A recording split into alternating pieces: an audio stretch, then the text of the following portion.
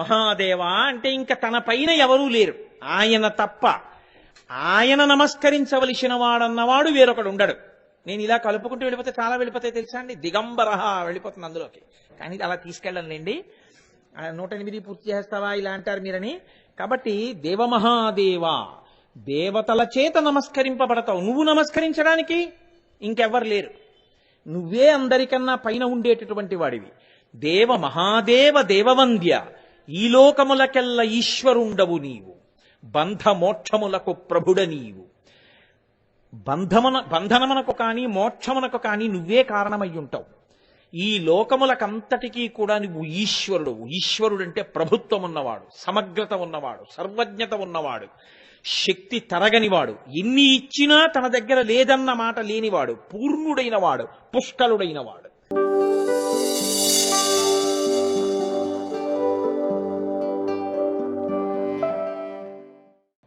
శివుడికి నీలలోహితుడు అని ఒక పేరు. అయితే నీలలోహితుడు శివాంశ సంభూతుడే. ఈయన గురించి అనేక చోట్ల అనేక సందర్భాలలో ప్రస్తావన ఉంది. ఆయన లోకమునకు మంగళకరుడు, వ్యక్తికి మంగళకరుడు. మీరు ఈ తేడాని కొంచెం గమనించవలసి ఉంటుంది. ఒకరికి ఉపకారం చేయడం కోసం వచ్చేటటువంటి ఒక అంశతో కూడినటువంటి అవతారం కూడా ఉండే అవకాశం ఉంటుంటుంది లోకంలో. అది ఒక్కరికి ఉపకారం చేయడానికి వస్తూ ఉంటుంది.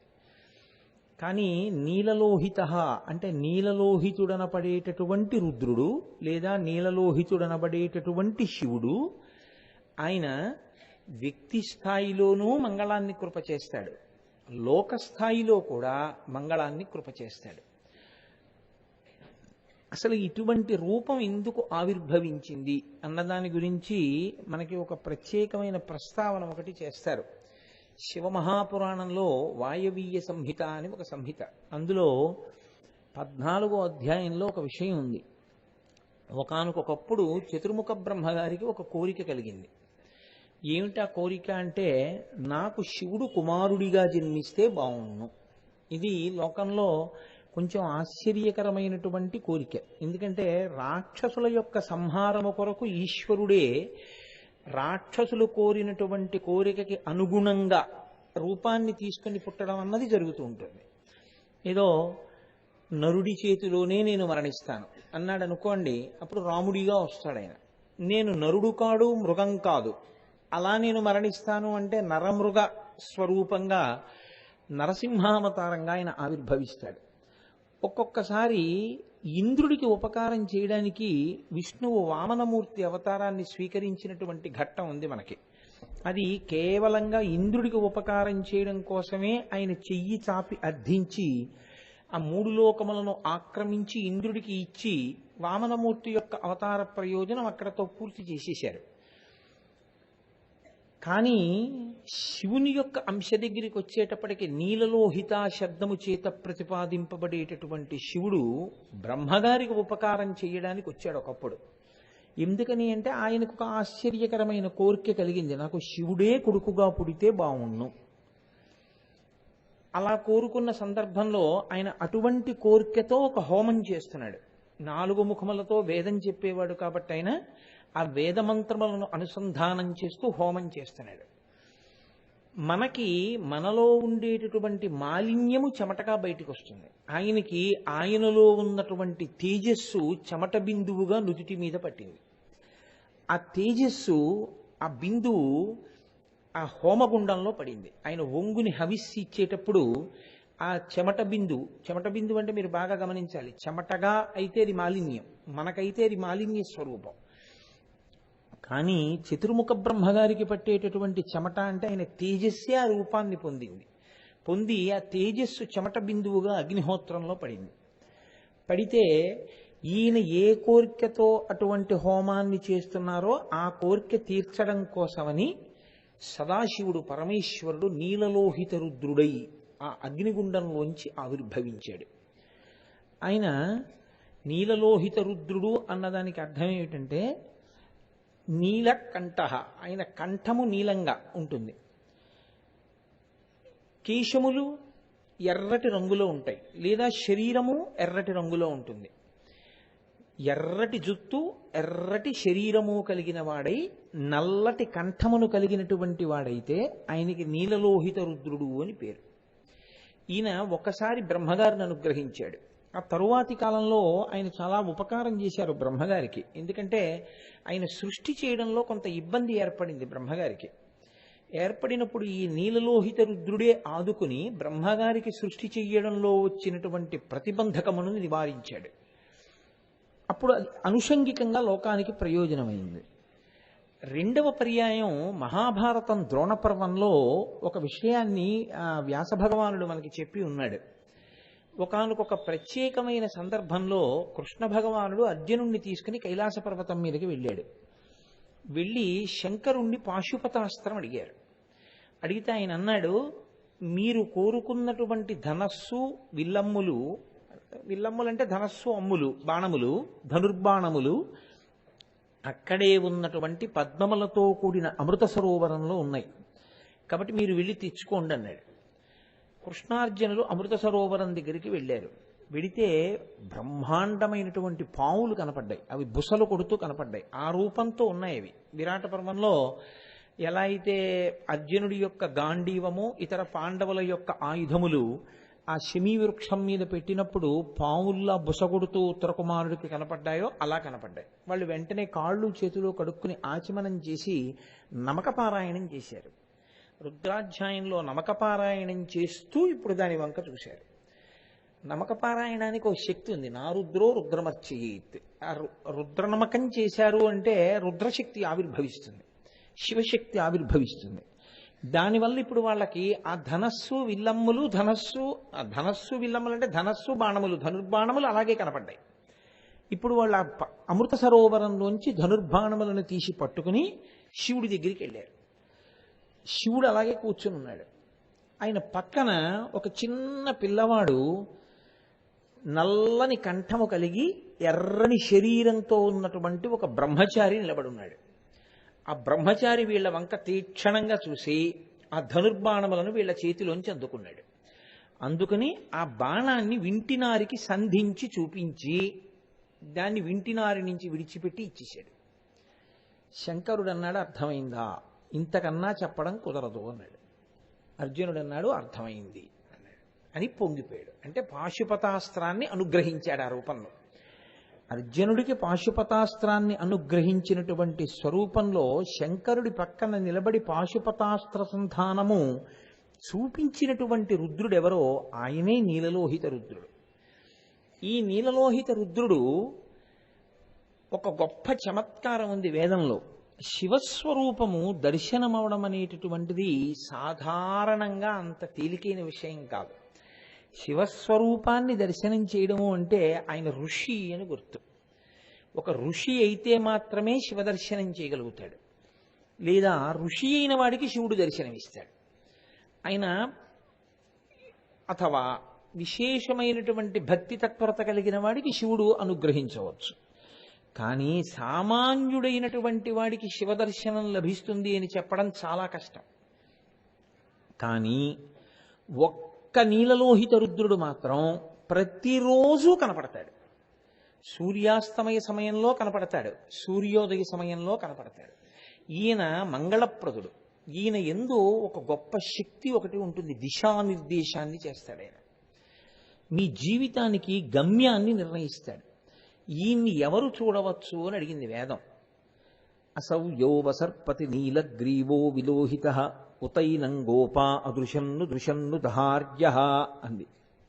అంటే ఏమీ తెలియకుండా కేవలం చెరువు దగ్గరికి, కాలవ దగ్గరికి, ఏటి దగ్గరికి వెళ్ళి కడవలలో నీళ్లు తెచ్చుకునేటటువంటి సామాన్యమైన స్త్రీల దగ్గర నుంచి మేకల్ని, గొర్రెల్ని, ఆవుల్ని కాసుకునేటటువంటి గోపాల బాలుర వరకు అందరికీ మాంసనేత్రమునకు దర్శనమిస్తాడు. ఒక్క నీలలోహిత రుద్రుడు అంటే సర్వమంగళప్రదుడైనటువంటి ఆ శివుడు ప్రతిరోజు సూర్యోదయంలో, సూర్యాస్తమయంలో కనపడతాడు. ఆయన్ని చూడడం మీకు చేత కావాలి. రెండు, నీలలోహిత రుద్రుని యొక్క ప్రయోజనం ప్రత్యేకంగా శృతిలో ఒకటి ఉంది. ఆయన ఒక గొప్ప అనుగ్రహాన్ని ఇస్తాడు. ఆయన గురించి వినడం కానీ, ఆయన గురించి చదవడం కానీ, ఆయన గురించి తెలుసుకోవడం కానీ చాలా గొప్ప శక్తినిస్తాయి. వేదము మనకి ప్రమాణము. వేదము ఎంత గొప్ప మాట చెప్తుందంటే, ఇది విన్న తరువాత మీకు శివదర్శనం రేపు ఉదయమే మీరు చేసుకోవచ్చు. శివుడు అలా చూడమనే కనపడతాడు. అలా కనపడే శివుణ్ణి మీరు రేపు ఉదయం చూడొచ్చు, రేపు సాయంకాలం చూడొచ్చు, కాదు ఊపిరున్నంత కాలం చూడొచ్చు.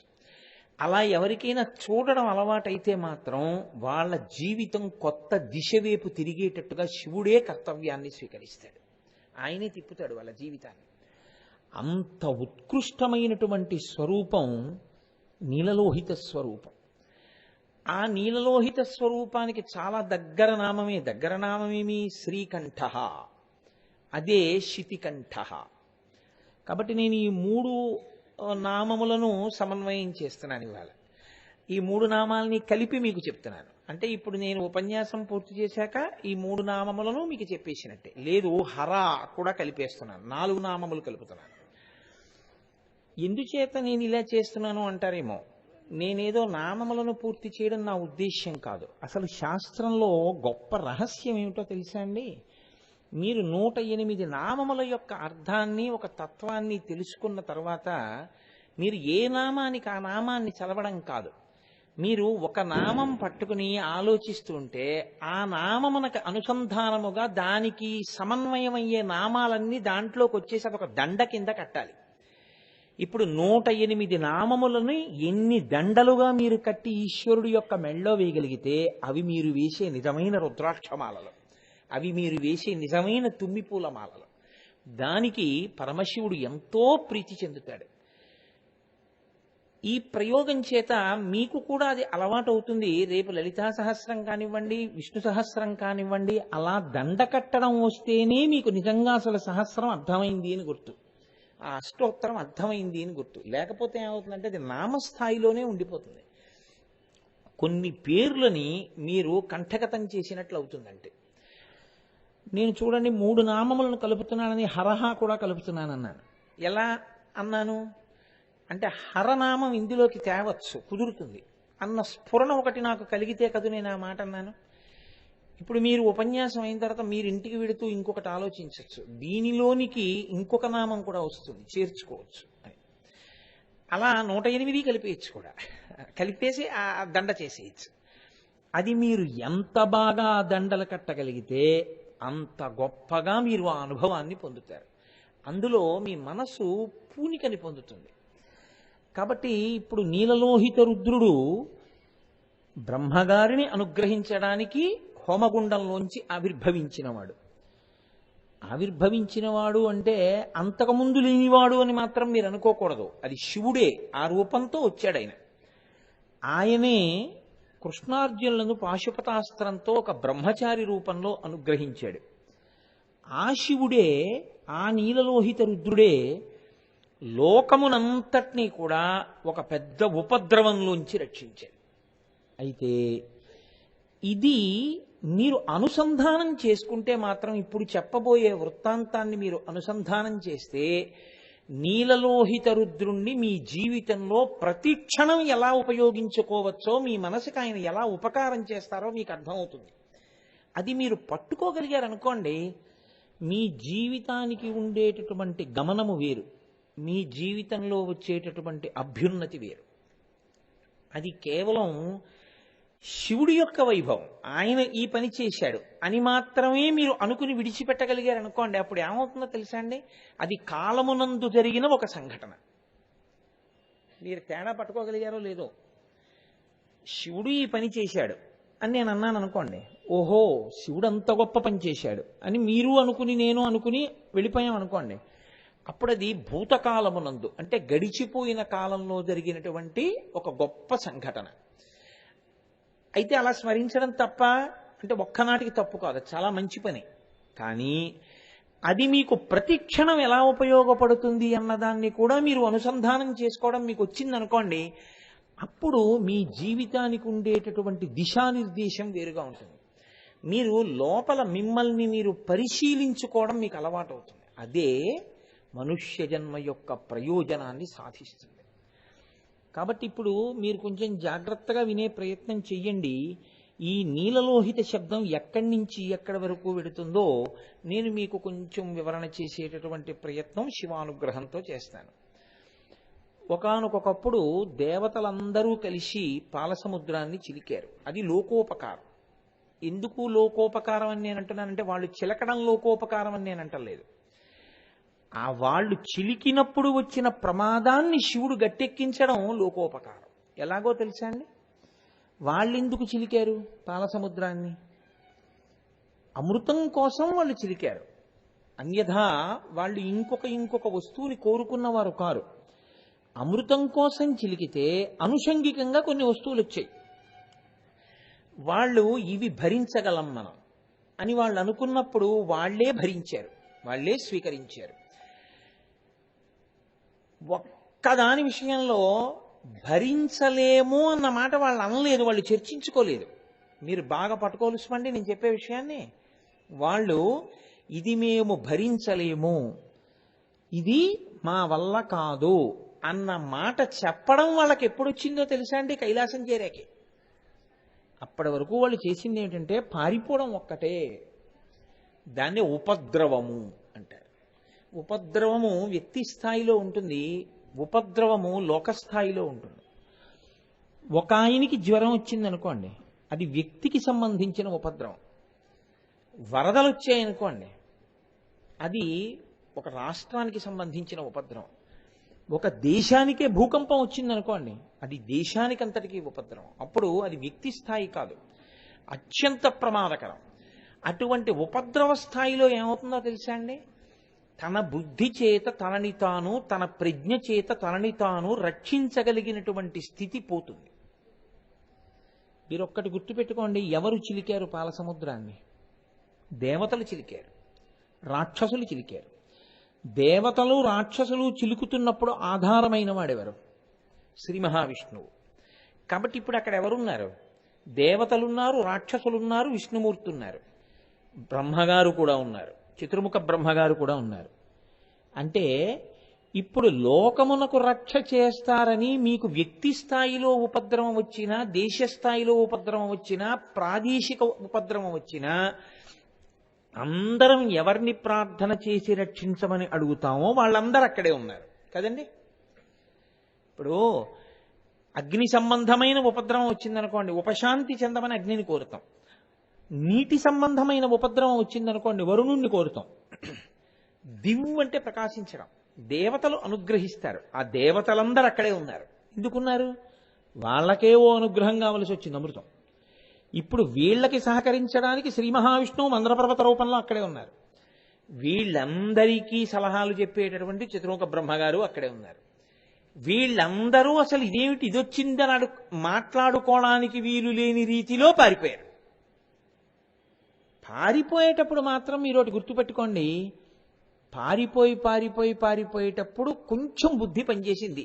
ఇప్పుడు మనం ఇలా ఎక్కడికి పారిపోతామని, ఎక్కడికి పారిపోతే మంచిది అనుకున్నప్పుడు, ఇప్పుడు హఠాత్తుగా పులి వచ్చింది అనుకోండి, ముందు పరిగెడతాడు. పరిగెడుతూ ఉండగా ఇంకా పులి కూడా వచ్చేస్తోందంటే అప్పుడు ఏం ఆలోచన వస్తుంది? పులి ఎక్కలేంది నేను ఎక్కగలిగింది ఏమైనా ఉందా? ఇలా పరిగెత్తడం కన్నా చెట్టు ఎక్కేస్తాడు అప్పుడు కదండి. ఇక పులి తన దగ్గర, పులి చెట్టు ఎక్కలేదు. అలా వాళ్ళకి పరిగెడుతున్నప్పుడు వచ్చింది ఆలోచన, మనందరినీ రక్షించే స్థానం ఏదైనా ఉందా అంటే, ఇప్పుడు మీరు ఒకటి గుర్తు పెట్టుకోవాలి. క్షీరసాగర మథనంలో సమస్త దేవతలకు, సమస్త రాక్షసులకు, విష్ణువుకు, బ్రహ్మకు కూడా రక్షక స్థానం ఏదో అక్కడికి వాళ్ళందరూ చేరినారు కదా. అది నిర్ద్వంద్వం ఇంకా అందులో. కాబట్టి అందరూ అక్కడికే పరిగెత్తారు. కాబట్టి పాలసముద్రాన్ని చిలుకుతున్నప్పుడు ఏమైంది? అది నీలలోహిత రుద్రుడి యొక్క వైభవం. దాన్ని వేదం స్తోత్రం చేస్తుంది. అందుకని అభిషేకం అంత గొప్పదైపోయింది. అందులో అంటారు ఆయన, ఆ పాలవెల్లి లోపల అప్పటికప్పటికి మందరాగము తిరిగెన్, చప్పుడు నిండెన జాండము చెప్పిడిదేమదుని చెవులు చిందరగొనియన్. ఆ మందర పర్వతానికి వాసుకిని చుట్టారు. చుట్టి పాలసముద్రంలో దించి దేవతలు రాక్షసులు కలిపి పట్టుకుని తిప్పుతున్నారు. ఆ చిలుకుతున్నప్పుడు మామూలుగా అది ఒక పెరుగు కుండ అనుకోండి, చప్పుడు వస్తుంది. ఎందుకు చప్పుడు వస్తుందంటే పెరుగు గట్టిగా ఉంటుంది. లేదు అది మజ్జిగైనా సరే కవ్వం తిరుగుతున్నప్పుడు చర్ చస్ చర్ చస్ అని యోషా గణీన వరదగ్ని విమధ్యమాని ఘోషాలయేషు దిమంధన తీవ్ర ఘోషా రోషాత్ కలిం విదధతే కకుభశ్చ కుంభా శ్రీవేంకటాచలపతే తవ సుప్రభాతం అంటాం. ఆయన నేను కృష్ణుడిని కదా చెప్పుకున్నాడు భవిష్యోత్తర పురాణంలో. ఆయన చెప్పినప్పుడు ఆ పద్మావతీదేవి చిలికెత్తెలతో చెప్తూ జనకో వసుదేవశ్చ దేవకీ జననీ మమ, అలాగే నాకు సోదరుడు శ్వేతకేశశ్చ సుభద్ర భగినీ మమ అని చెప్పుకున్నాడు ఆయన.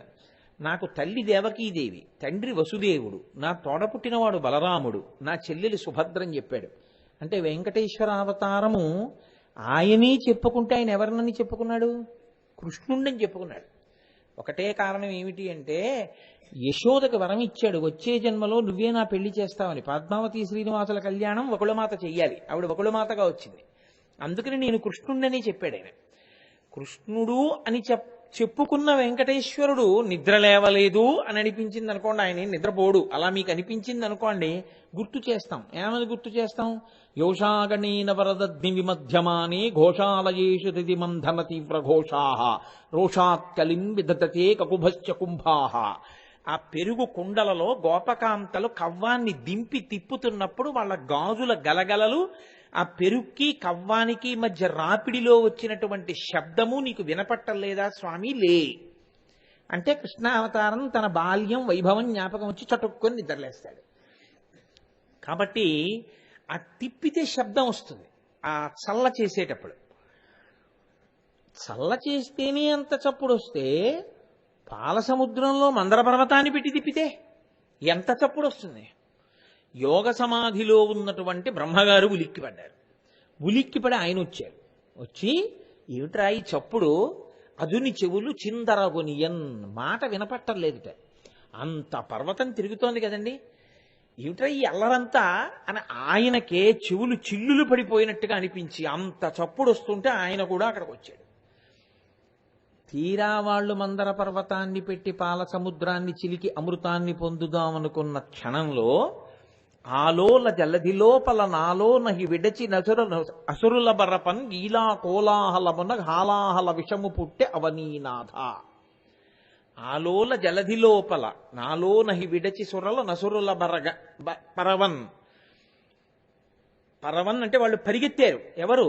సురల అసురుల. అందులోంచి పాల సముద్రంలోంచి అకస్మాత్తుగా పుట్టినటువంటి భయంకరమైనటువంటి హాలాహలమనేటటువంటి విషజ్వాలకి వాళ్ళు ఇంకా మాట్లాడుకోవడానికి ఏం వాళ్ళకి అవకాశం లేదు. దేవతలు రాక్షసులు కూడా ఒక్కసారి పరిగెత్తడం మొదలెట్టారు. సురల నసురుల బరవన్ గీలాకోలాహలమున హాలాహల విషము పుట్టె అవనీనాథ. పరీక్షిత్తుకి చెప్తున్నారు ఆ మహానుభావుడు శుకుడు. అవనీనాథ అంటే ఓ రాజా, పాల సముద్రాన్ని చిలికినప్పుడు అంత భయంకరమైనటువంటి శబ్దముతో హలాహలం పుట్టింది. ఇప్పుడు ఆ హలాహలానికి ఉన్న శక్తి ఏమిటో తెలుసా అండి? హాలాహలమునందు కాంతి ఉంది, హాలాహలమునందు ధ్వని ఉంది, హాలాహలమునందు గమనమున్నది. మూడింటితో వచ్చింది అది. దాని కాంతి ప్రళయకాలమునందు పడేటటువంటి పిడుగుల యొక్క ధ్వని ఎలా ఉంటుందో దానికి 1,00,000 రెట్ల ధ్వనితో పైకి లేచింది. అంటే అసలు ఆ ధ్వనికే పడిపోతారు చాలామంది. ప్రళయకాలమునందు మహాప్రళయం జరిగేటప్పుడు ఉదయించేటటువంటి సూర్యుడు ఎటువంటి ఎర్రకాంతితో ఉంటాడో దానికి 1,00,000 రెట్ల ఎర్రకాంతితో అది ప్రకాశించింది. ఎంత విపరీతమైన వేగంతో బయలుదేరిందంటే అది పాల సముద్రంలోంచి పైకి దూకింది.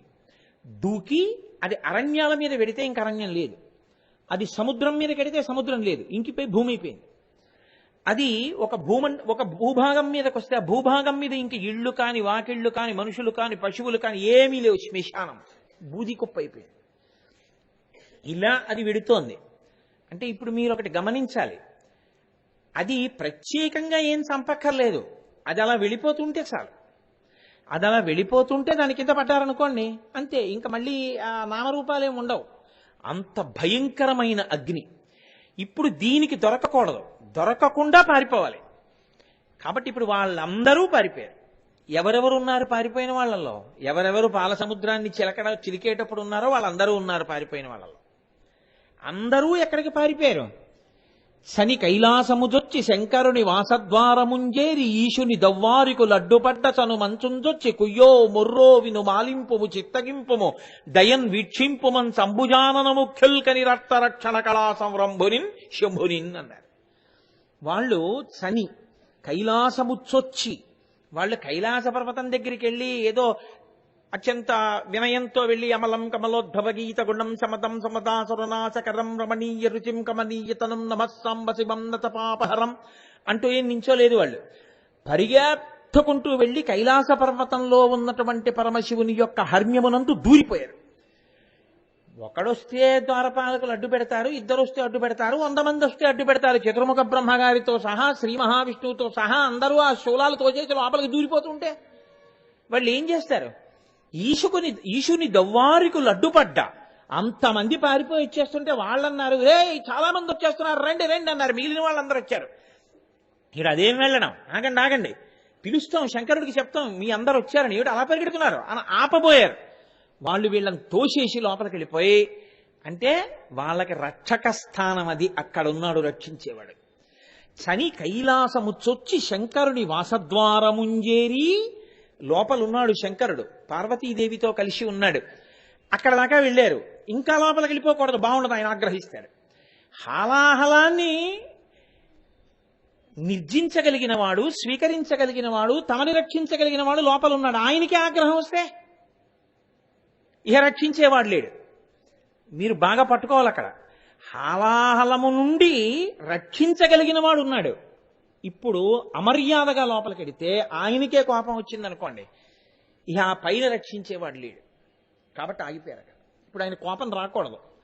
కాబట్టి శని కైలాసముజొచ్చి శంకరుని వాసద్వారముంజేరి ఈశుని దవ్వారికు లడ్డుపడ్డ తలమంచుంజొచ్చి కుయ్యో మొర్రో విను మాలింపుము చిత్తగింపుము దయన్ వీక్షింపుమన్ సంభుజానన ముఖ్యుల్. బ్రహ్మగారితో సహా అందరూ అక్కడ నిలబడి యథార్థంగా తెలుగులో బాగా ఆర్తితో ఉన్నవాడు అనేటటువంటి మాటలనే పద్యంలోకి పడిపోయి, కుయ్యో మొర్రో విను మాలింపుము చిత్తగింపుము దయన్ వీక్షింపుమన్ సంభుజానన ముఖ్యుల్ కనిరర్థరక్షణ కళా సంరంభునిన్ శంభునిన్. అలా పిలిస్తే వస్తాడా? వచ్చి తీరుతాడు. ఎందుకో తెలుసా? ఆర్తరక్షణ కళా సంరంభునిన్, అది హరహ. నేను అందుకని హర శబ్దం కలుస్తుంది అనడానికి కారణం అది. భక్తానాం ఆర్తి హరతీతి హరహ. భక్తుల యొక్క ఆర్తిని హరించేటటువంటి వాడెవరో ఆయనే హరుడు. కాదు కాదు, లోకములను హరింపచేసేవాడెవరో మహాప్రళయంలో ఆయన హరహ. భక్తుల యొక్క ఇక్కట్లు తీరుస్తాడాయన. కాబట్టి ఆయన ఆర్తరక్షణ కళా సంరంభునిన్. భక్తులు ఆర్తితో పిలిస్తే వచ్చి రక్షించేటటువంటి స్వభావం ఉన్నటువంటి శంకరుడు గబగబా, ఆగు పార్వతి, ఏమిటి ఇంతమంది వచ్చారు అని గబగబా బయటకు వచ్చాడు. బయటకు వచ్చి ఇలా నిలబడ్డాడు. ఆయనకి తెలీదా? ఆయనకి అన్నీ తెలుసు, సర్వజ్ఞ. కానీ చమత్కారం ఒకటి ఉంటుంది కదా, ఆయన నాకు తెలుసు ఎందుకు వచ్చారు అని అననిస్తారేమిటి వీళ్ళు? ఆర్తితో ఉన్నవాడి పరిస్థితి ఎలా ఉంటుందంటే, వాడు అవతలవాడికి తెలిసి ఉంటుందనే పరిగెత్తుకొచ్చాడు, వాడు సమర్థుడనే వచ్చారు, కానీ చెప్పకుండా ఉండలేరు. అందుకని వాళ్లే ముందు చెప్పడం మొదలు పెడతారు. కానీ లోకంలో ఒక పోకడ ఒకటి ఉంటుంది, మీరు చూశారో లేదో. మీరు ఈ ఉపకారం చెయ్యాలి అని అడగరు. మీరు తప్ప ఎవరు చేస్తారు? మీరు మహానుభావుడు, మీరు చాలా గొప్పవారు, మీరు అది చేశారు, మీరు ఇచ్చేశారు, మీరు ఇది కూడా చేసి పెట్టాలి, అది అలా కదా అడుగుతారు. అందుకని వాళ్ళన్నారు, భూతాత్మ భూతేశ భూతభావన రూప దేవమహాదేవ దేవవంద్య, ఈ లోకములకెల్ల ఈశ్వరుండవు నీవు, బంధమోక్షములకు ప్రభుడ నీవు, ఆర్త శరణ్యుండవగు గురుండవు నిన్ను కోరి భజింతులు కుశలమతులు, సృష్టి స్థితి సంహారకర్తవై బ్రహ్మ విష్ణు శివాంశ బరగుదీవు, శక్తియుతుడవీవు, శబ్దయోనివీవు, గుహ్యమగు ఆత్మస్వరూపమీవు. కాబట్టి ఈశ్వరా, నువ్వు తప్ప మాకెవరు ఉపకారం చేస్తారు? నీవు ఎటువంటి వాడివో తెలుసా? నువ్వు సామాన్యమైనటువంటి వాడివేం కాదు. భూతాత్మ భూతేశ భూతభావన రూప దేవ మహాదేవ దేవవంద్య, దేవా మహాదేవా దేవవంద్య దేవతల చేత వందనము చేయబడేవాడా మహాదేవా నామం కూడా ఇందులోకి వచ్చేసింది. మహాదేవా అంటే ఇంకా తన పైన ఎవరూ లేరు, ఆయన తప్ప. ఆయన నమస్కరించవలసిన వాడన్నవాడు వేరొకడు ఉండడు. నేను ఇలా కలుపుకుంటూ వెళ్ళిపోతే చాలా వెళ్ళిపోతాయి తెలుసా అండి, దిగంబర వెళ్ళిపోతుంది అందులోకి. కానీ అలా తీసుకెళ్ళండి, 108 పూర్తి చేస్తావా ఇలా అంటారు మీరని. కాబట్టి దేవమహాదేవా దేవతల చేత నమస్కరింపబడతావు. నువ్వు నమస్కరించడానికి ఇంకెవ్వరు లేరు, నువ్వే అందరికన్నా పైన ఉండేటటువంటి వాడివి. దేవ మహాదేవ దేవవంద్య ఈ లోకములకెల్ల ఈశ్వరుండవు నీవు, బంధమోక్షములకు ప్రభుడ నీవు. బంధనమునకు కానీ మోక్షమునకు కానీ నువ్వే కారణమై ఉంటావు. ఈ లోకములకంతటికీ కూడా నువ్వు ఈశ్వరుడు. ఈశ్వరుడు అంటే ప్రభుత్వం ఉన్నవాడు, సమగ్రత ఉన్నవాడు, సర్వజ్ఞత ఉన్నవాడు, శక్తి తరగనివాడు, ఎన్ని ఇచ్చినా తన దగ్గర లేదన్న మాట లేనివాడు, పూర్ణుడైన వాడు, పుష్కలుడైన వాడు. కాబట్టి అదే పోలిక కొడుక్కొచ్చింది అయ్యప్ప స్వామికి, పూర్ణ పుష్కళ భార్యలైనకి. కాబట్టి దేవ మహాదేవ దేవవంద్య ఈ లోకములకెల్ల ఈశ్వరుండవు నీవు, బంధమోక్షములకు ప్రభుడ నీవు. ఆర్తశరణ్యుండవగు నిన్ను కోరి భజింతురు కుశలమతులు. ఎవరెవరు రక్షింపబడాలనుకుంటున్నారో వాళ్ళందరూ కూడా కోరి కోరి నిన్ను భజిస్తారు. ఎవరికి అభ్యున్నతి కావాలనుకుంటున్నారో వాళ్ళు కోరి కోరి పూజించేది పరమశివుణ్ణి. కాబట్టి కోరి భజింతురు కుశలమతులు. సకల సృష్టి స్థితి సంహారకర్తవై బ్రహ్మ విష్ణు శివాంశ బరగుదీవు. నీవే పరబ్రహ్మానివి, నీవే సృష్టి చేయడానికి బ్రహ్మగా ఉంటావు, నువ్వే స్థితికారకుడవై విష్ణుడిగా ఉంటావు, నీవే లయకారకుడవై రుద్రుడిగా ఉంటావు, పరబ్రహ్మమైనటువంటి వాడివి నువ్వే. కాబట్టి సృష్టి స్థితి సంహారకర్తవై బ్రహ్మ విష్ణు శివాంశ బరగుదీవు. శక్తియుతుడవీవు, శబ్దయోనివీవు, అఖిలాంతరాత్మవీవు. ప్రాణమరయ అఖిలమునకును. అసలు ఆ మాటకొస్తే ఈ అఖిలమునకు అంతటికీ కూడా నీవే ప్రాణము. నీవు ఉన్ననాడు బ్రహ్మాండం ఉంటుంది, నీవు లేనినాడు శివముగా ఉండదు, శవముగా ఉంటుంది, నిర్జీవమైపోతుంది, కళ ఉండదు, శోభ ఉండదు దానికి. కాబట్టి ఈశ్వర మీరంత గొప్పవారు. మీరు ఇవాళ మా కంటికి కనపడడం కోసమని ఒక రూపంతో ఇలా మా ఎదట నిలబడ్డారు తప్ప నిజమునకిది మీ స్వరూపం కాదు. మీరు ఇలా ఉండవలసిన అవసరం లేదు. మా మాంసనేత్రములకు కనపడి మాకు ఊరట ఇవ్వడం కోసం మీరు ఇలా కనపడుతున్నారు. యథార్థమునకు మీ రూపు అగ్నిముఖంబు, పరాపరాత్మకమాత్మ, కాలంబు గతి, రత్నగర్భ పదము, శ్వసనంబు నీ యూర్పు, రసన జలేషుండు, దిశలు కర్ణంబులు, దివము నాభి, సూర్యుండు కన్నులు, శుక్లంబు సలిలంబు, జఠరంబు జలధులు, చెదలు శిరము, సర్వౌషధులు రోమచేయము, శల్యంబు లద్రులు, మానసమృతకరుండు, ఛందములు ధాతువులు, ధర్మసమితి హృదయము, ఆస్యపంచకముపనిషదాహ్వయంబు అయిన నీరూపు సదసత్వమై శివాఖ్యయై స్వయం జ్యోతియై ఒప్పు ఆద్యమగుచు అన్నారు. ఈశ్వర అసలు మీ యొక్క విరాట్ స్వరూపం ఏమిటో తెలుసా? మీరు కంటికి కనపడడానికి ఇలా కనపడుతున్నారు, ధవళ విపుషమిందోర్మండలే సన్నివిష్టం అని. నిజానికి మీరు అగ్ని ముఖంబు, అగ్నిహోత్రమే మీ ముఖం. పరాపరాత్మకమాత్మ, సాక్షాత్ పరబ్రహ్మతత్వమే మీ యొక్క ఆత్మ. కాలంబు గతి, మీరు నడిస్తే అడుగు తీసి అడుగు వేస్తే అదే కాలం కదలిక. కాలంబు గతి, రత్నగర్భ పదము, ఈ భూమి మీ పాదములు.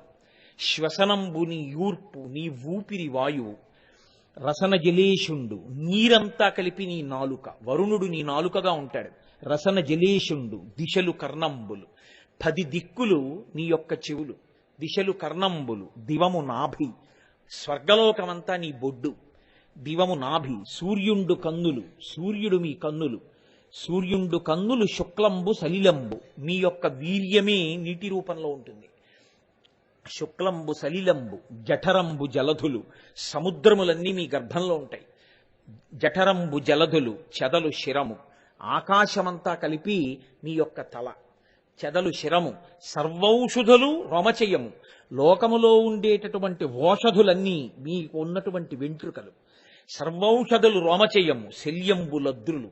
ప్రపంచంలో ఉన్న పర్వతాలు కొండలే మీకు ఉన్న ఎముకలు. సర్వౌషధులు రోమచయము, శల్యంబు లద్రులు. మానసమృతకరుండు, మీ మనసు చంద్రుడు.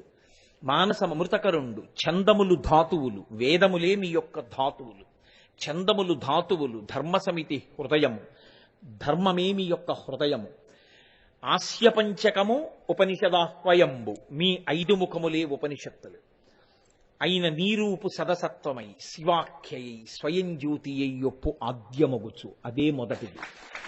ఇక మిగిలినవన్నీ దాని తర్వాత వచ్చినవి, దానికన్నా ముందున్నవి లోకంలో లేదు. బ్రహ్మగారు కాని ఇంకొకరు కాని మీ చేత సృజింపబడిన వారే తప్ప మీకన్నా ముందు ఉండి మిమ్మల్ని సృజించిన వారు లోకంలో లేరు. కాబట్టి ఆద్యమగుచు, మీరే ముందున్నారు. 3 లోకములకు 3 కాలములకు 3 మూర్తులకును మూలమగుచు భేదమగుచు తుదిక భేదమయ్యొప్పారు బ్రహ్మమనగ నీవే పాలనయన. వాళ్ళు అన్నారు, మీరు 3గా కనపడుతుంటారు, కానీ జ్ఞానము కలిగిన తర్వాత 1 అని మీరే అనుగ్రహిస్తారు. మీ అనుగ్రహం లేనంతసేపు, శివమాయ కమ్మి ఉన్నంతసేపు అన్నీ 3లా కనపడుతుంటాయి. 3 మూర్తులకును, బ్రహ్మ వేరు, విష్ణువు వేరు, శివుడు వేరు అన్న భావనలో ఉంటారు. 3 మూర్తులకు, 3 కాలములకు, ఒక్క కాలము భూతకాలం, భవిష్యత్కాలం, వర్తమాన కాలంలా కనపడుతుంది. 3 కాలములకు, 3 లోకములకు, అధోలోకములు, ఈ లోకము, పైలోకములు అని 3 లోకములులా కనపడతాయి. 3 లోకములకు మూలమగుచు భేదమగుచు, భేదంలా కనపడి అభేదమగుచు తుది కొప్పారు బ్రహ్మమనగ నీవే పాలనయన. చిట్ట చివరికి ఒక్కడవే అయిపోయి ఉండేటటువంటి వాడిగా అనుగ్రహించగలిగినటువంటి స్వరూపము 3 కన్నులున్నవాడిగా నువ్వే. ఎందుకని ఆ జ్ఞానం ఎక్కడి నుంచి రావాలి? ఆ జ్ఞానము ఆయన 3వ కంటి మంటలోంచి రావాలి. ఆ 3వ కన్నే అగ్నిహోత్రం, ఆ 3వ కన్నే జ్ఞాననేత్రం. ఆయన అనుగ్రహం ఉందా, శివానుగ్రహం ఉందా, జ్ఞాననేత్రం తెరుచుకుంటుంది. జ్ఞాననేత్రం తెరుచుకుందా, అంతట ఉన్నది ఒక్కటే పదార్థం అనేటటువంటి ఎరుక కలుగుతుంది. ఆయన అనుగ్రహము లేదా, ఎప్పుడు అనేకం కనపడుతూ ఉంటాయి. ఎల్ల శరీరధారులకు ఇల్లుని చీకటి నూతి లోపలన్ వీరు నేమనుమతి భ్రమణంబున భిన్నులై ప్రవర్తిల్లక ఈశ్వరుండు సర్వకళామయమంచు అంటాడు ప్రహ్లాదుడు. ఎల్ల శరీరధారులకు ఇల్లుని చీకటి నూతి లోపలన్, ఆ చీకటి నూతిలో సంసారంలో పడిపోయిన వాడికి వాడు నేను ఎన్ని భావాలు కనపడతాయో, ఎన్ని భేదాలు కనపడతాయో, ఎవరికి శివమాయ పోయి శివానుగ్రహం కలుగుతుందో వాళ్ళకి అన్నీ ఒక్కటే, ఉన్నది ఒక్కటే పదార్థము. ఇన్నిగా కనపడుతోంది తప్ప అదంతా కలిపి ఒక్కటే అనేటటువంటి భావన కేవలముగా ఒక ఎరుకగా ఉండడం కాదు, ఏదో ఎప్పుడో ఒకసారి నాలా ఉపన్యాసం చెప్పడం కాదు, నిరంతర అనుభవంలోకి వస్తుంది.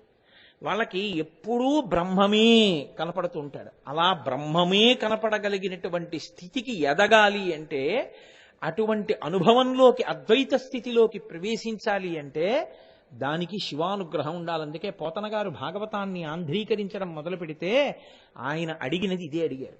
శ్రీకైవల్య పదంబు చేరుటకునై చింతించదన్ లోకరక్షైకారంభకు భక్తపాలన కళా సంరంభకున్ దానవోద్రేక స్తంభకు కేళి లోల విలస దృగ్జాల సంభూత నానా కంజాత భవాండ కుంభకు మహానందాంగనా ఢింబకున్నని అడిగారు.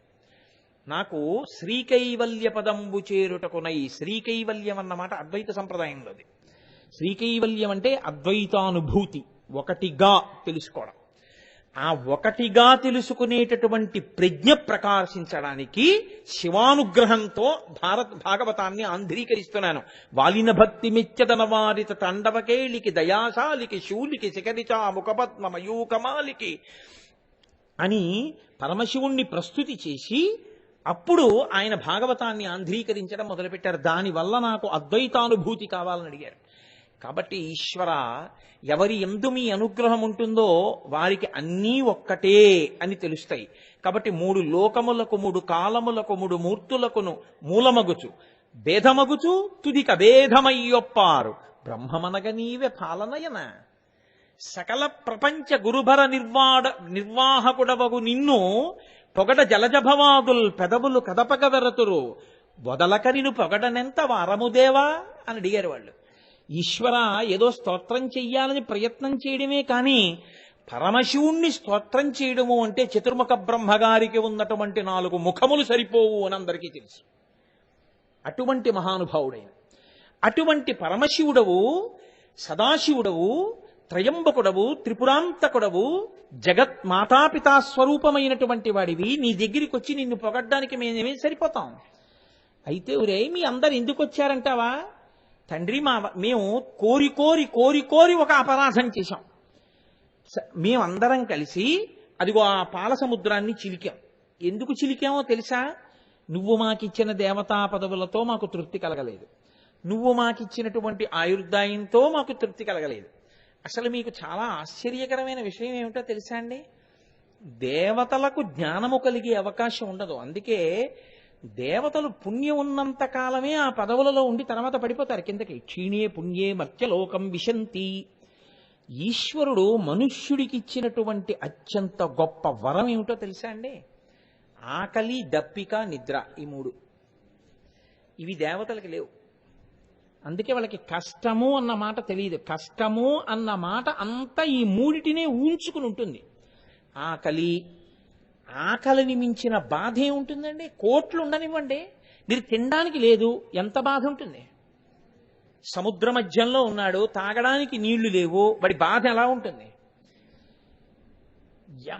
ఎంత పెద్ద పదవో, ఎన్ని కోట్లో ఉన్నాయి, ఒక్క గంట పడుకుందాం అనుకున్నాడు, నిద్రపోవడానికి లేదు. ఈ మూడు అసలు పెద్ద పెద్ద బాధలు. ఈ మూడు బాధలు ఉన్నది ఎవరికో తెలుసా అండి? మనకే. అసలు ఉపవాసం ఎందుకు చేయిస్తారో తెలుసా మీకు? మీరు ఏకాదశి వ్రత మహాత్యానికి సంబంధించినటువంటి వ్యాఖ్యానం చదివితే ఆశ్చర్యపోతారు. ఉపవాసం ఎందుకు చేయిస్తారంటే అది ఒక పెద్ద తర్ఫీద్. దేనికో తెలుసా అండి?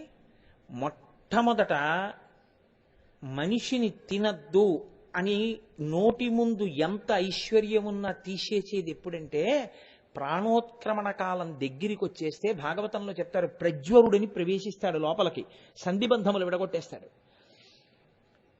ఈ తినకూడదండి, ఏమీ తినకూడదంటారు. వాడికి తినాలని ఉంటుంది, ఏమీ తినకూడదు. వాడికి ఒక గొట్టం పెట్టి నీళ్లు చుక్క చుక్క చుక్క చుక్క ఎక్కుతూ ఉంటాయి. వీడికి మనసు ఒకటి ఉంది కదా, మరి వీడికి పూర్వ విషయాలన్నీ స్మృతిలో ఉన్నాయి కదా. అప్పుడు వాడు ఏం చేస్తాడంటే వాడికి ఏ పెసర కట్టు మీదో చింతకాయ పులుసు మీదో భ్రాంతి ఉంటుంది. వాడు దాని గురించి ఆలోచన మొదలెడతాడు. నేను అబద్ధం చెప్తున్నాను అనుకుంటున్నారా?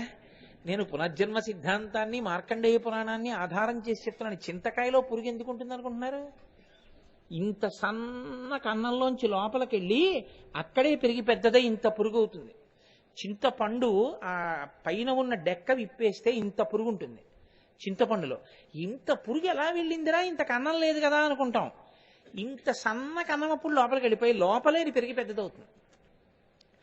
అంటే వాడు జింహ పులుపు పులుపు తింటలేదండి అంటే అది ఆహారం మీద భ్రాంతితో వెళ్ళిపోయాడు వాడు.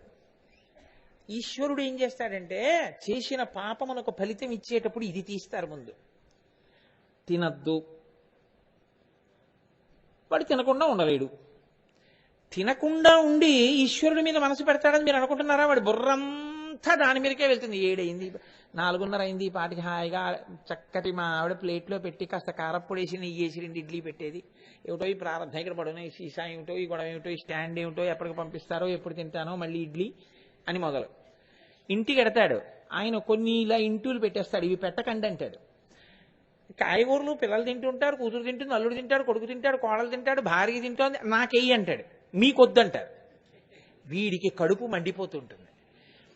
ఆహారమును తీస్తే ఈశ్వరుడి మీద మీరు మనసు నిలబెట్టలేరు.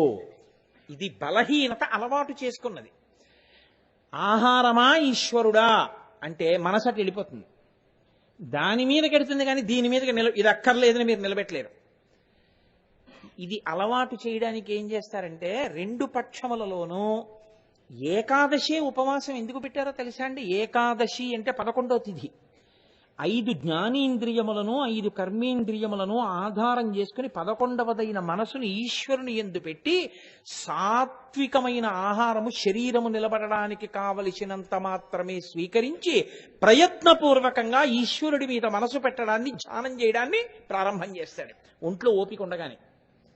ఈ ఏకాదశి ఉపవాసమే అప్పుడు పనికొస్తుంది. వద్దు అన్న ఈశ్వరుడి మీద మనసు ఎలా పెట్టచ్చో, ఇక్కడ కొంచెం ఆకలేస్తున్న సాత్విక పదార్థం తిని శరీరాన్ని నిలబెట్టుకుని ఎలా నిలబెట్టచ్చో ఈశ్వరుడి మీద తర్ఫీదు ఉంది. ఈ తర్ఫీదు అప్పుడు పనికొస్తుంది, నిలబెట్టగలడు. నిద్ర వద్దు, ఉండలేడు ఈశ్వరుడి దగ్గర. అందుకే జన్మానికో శివరాత్రి చేయవయా, నిద్ర ప్రయత్నపూర్వకంగా ఆపి ఈశ్వరుణ్ణి భజించడం నేర్చుకో అంటారు. నిద్ర ఎప్పుడు ఉండదు మీరు ఆలోచించండి. మీ సౌకర్యంతో నిద్ర రాదు. మీ మనసు భయమునకు లోనై ఉంటే మీకు కలత నిద్ర ఉంటుంది, పట్టదు. భయం భయంగా ఉంటుంది. ఎందుకో తెలుసా అండి, ఎప్పుడూ మీ ఇంటికి వచ్చి మిమ్మల్ని చూసి మిమ్మల్ని పలకరించి మీకు ఫోన్ చెయ్యని వాడు కూడా వచ్చి అద్దంలోంచి చూసి వెళ్తున్నాడు అనుకోండి, ఇంటెన్సివ్ కేర్ యూనిట్లో, అనుమానం వచ్చేస్తుంది. అంటే డాక్టర్ గారు అందరినీ పిలిపించేయండి అని చెప్పుంటారు, వీడు కూడా వచ్చేసాడు రోయ్, ఇలా మనం చూడలేదేమిటి చాలా కేసులు అంటే, ఏ 24 గంటలో 48 గంటలో అని చెప్పుండి ఉంటారు డాక్టర్ గారు అంటే అని. ఆ తర్వాత వీడు అలా వెళ్ళిపోయిన వాళ్ళు, వాళ్ళని తీసుకెళ్ళడం, వాళ్ళతో వెళ్ళడం, వాడి కొడుకు గోవును కూడా దానం చేయకపోవడం, ఇవన్నీ గుర్తొచ్చి నా బతుకేమిటో, సమయం అంతా అయిపోయింది. ఇప్పుడు గుడికి ఎడతావా, గోపురానికి ఎడతావా, ఇప్పుడు శివాలయ పునర్నిర్మాణానికి డబ్బిస్తావా, ఏమిస్తావు అప్పటిక? ఇచ్చేవాడెవడు? నువ్వు చెప్తే మాత్రం కొడుకు వింటాడని నమ్మకం ఏంటి, నీ వైద్యానికి అయిందంటాడు. ఇప్పుడు ఏం చేస్తాడంటే నిద్ర పట్టదు. నిద్ర పట్టకపోతే నీరసం వస్తూ ఉంటుంది. ఈ నిద్ర పట్టనప్పుడు ఈశ్వరుణ్ణి స్తోత్రం చేయడం వాడు సాధన చేయలేదు. సాధన చేసి ఉంటే నిద్ర పట్టనప్పుడల్లా మనసు ఈశ్వరుడి మీదకి ఎలా తిప్పాలో సాధన చేశాడనుకోండి, పూర్వం ఇప్పుడు కూడా అటు తిప్పేస్తాడు, తిప్పేయడం మొదలు పెడతాడు, ప్రశాంతంగా ఉంటాడు. అలా ఉండలేని స్థితి వస్తుంది. అందుకని మన వాళ్ళు ఉపవాసము యొక్క ప్రధాన ప్రయోజనము యథార్థమునకేమిటో తెలుసా అండి? జింహచాపల్యమును అరికట్టి 11 ఇంద్రియములను భగవంతుని యందు పెట్టడాన్ని సాధన చేయించడం ఏకాదశి వ్రతం. అందుకే దుర్లభం. అది ఏదో ఏకాదశి వ్రతం అని మొదలుపెట్టేసి చేయడం చాలా కష్టం. అది గురుముఖత తెలుసుకుని ఎంతో సాధనాక్రమంతో పైకెక్కిన తర్వాతే చేయగలరు ఏకాదశి వ్రతం. అంటే ఏదో ఉత్తిన ఎరికటి ఏకాదశి నాడు కూర్చొని ఆకాకరకాయలు తరుక్కుంటూ రేపు తినేద్దామంటే చేసింది ఏకాదశి వ్రతం ఎలా అవుతుంది? అందుకే స్వామి పుష్కరిణీ స్నానం, సద్గురో పాదసేవనం, ఏకాదశి వ్రతం చాపీత్రయం అత్యంత దుర్లభం. ఈ 3 దొరకవు. వెంకటాచలంలో స్వామి పుష్కరిణీ స్నానం దొరకదు. అసలు వెంకటాచలంలో విచిత్రం ఏమిటో తెలుసా అండి, ఏవేవి చెయ్యాలో అవే చేయరు. వెంకటేశ్వర స్వామి వారు నా పాదాలు చూడు అన్నారు, 6 రోజుల 23 గంటలు వాటిని మూసేస్తారు. 1 గంట తెలుస్తున్నారు, అది కూడా మూసేద్దాం అనుకుంటున్నారని ఈ మధ్యనే తెలుస్తోంది కదా. ఇంకా ఆయన చూడమంటే మాత్రం నువ్వు చూసేదేముంది, చూపించేవాడెవరు నీకు? స్వామి పుష్కరిణీ స్నానం, అక్రమాలని తిరుగుడంతా తిరుగుతాడు, అక్కడికి వెళ్ళి పుష్కరిణీ స్నానమే చేయడు. సద్గురో పాదసేవనం, సద్గురువుకి కాళ్ళు పడదామని మీరు అనుకున్నారనుకోండి, ఆయనేం పట్టించుకోడు. అసలు మీకు విచిత్రం తెలుసా, ఎంత తక్కువ మందితో సంబంధం పెట్టుకుందామా, ఎంత ఏకాంతంగా ఉందామా అని చూస్తాడు సద్గురు తప్ప, చాలా మందితో ఇంటర్పర్సనల్ రిలేషన్షిప్ పెట్టుకుని నాకు సర్కిల్ అంటూ ఎంతమంది ఇంటికి వస్తారు, ఎంతమందితో మాట్లాడదాం, ఈ పిచ్చున్నవాడు సద్గురువు కాలేడు. అబ్బో నాకెందుకండి మహాప్రభో, మా ఇంటికి రావద్దని ఏడిచి ఒక్కడు ఉందామని తాపత్రయపడగలిగిన వాడే గురువు. ఆయన కాళ్ళు మీరేం పడతారు? అసలు ఆయన దగ్గరికే రానివ్వడు. ఇంకా ఆయన కాళ్ళు పట్టుకొనిస్తాడా? ఆయన కాళ్ళు నొప్పెట్టినా పోన్లేదు ఈశ్వరానుగ్రహం అంటాడు తప్ప, మీకు ఏమంటే కాళ్ళు నొప్పెడుతున్నాయని ఫోన్ చేసి వచ్చి మిమ్మల్ని కాళ్ళు పట్టమంటాడు ఆయన? ఒక్కనాటికి పట్టమంటాడు. భగవాన్ రమణులు కాళ్ళు చాపు కూర్చున్నారు, వచ్చి గబగబా పడుతున్నారు కొంతమంది. హైకోర్టు జడ్జి గారు కూడా వచ్చి పడుతున్నారు. పడుతుంటే అన్నారు, ఎందుకు పడుతున్నారు వాటిని అన్నారు. ఆయన అది అనేవారు శరీరాన్ని, నేననేవారు కాదు, ఆయన సాక్షి. ఎందుకు అలా పడుతున్నారు వాటిని అన్నారు. అంటే భగవాన్ మీ కాళ్ళు కదా పుణ్యం పడుతున్నా అన్నారు. అంటే ఆయన అన్నారు, ఆగండి అని ఆయన ఇలా పడుతున్నారు. పడుతుంటే అదేమిటి భగవాన్ మీరే పట్టుకుంటున్నారు అన్నారు. మీరు అన్నారు కదా పడితే పుణ్యం అని, అందుకని నేను పడుతున్నాను వాటిని అన్నారు. అయ్యయ్యో అదేమిటి భగవాన్ అన్నారు. మరి ఏమిటా పిచ్చి పనులు ఎందుకు వచ్చింది, కూర్చోండి. కాబట్టి సద్గురువు పాదసేవనాన్ని ఏం కోరుకోడు, నా కాళ్ళట్టు నా చేతులట్టు అని ఆయన ఏం అడగడు. ఆయన ఎందుకయ్యా అవన్నీ అంటాడు.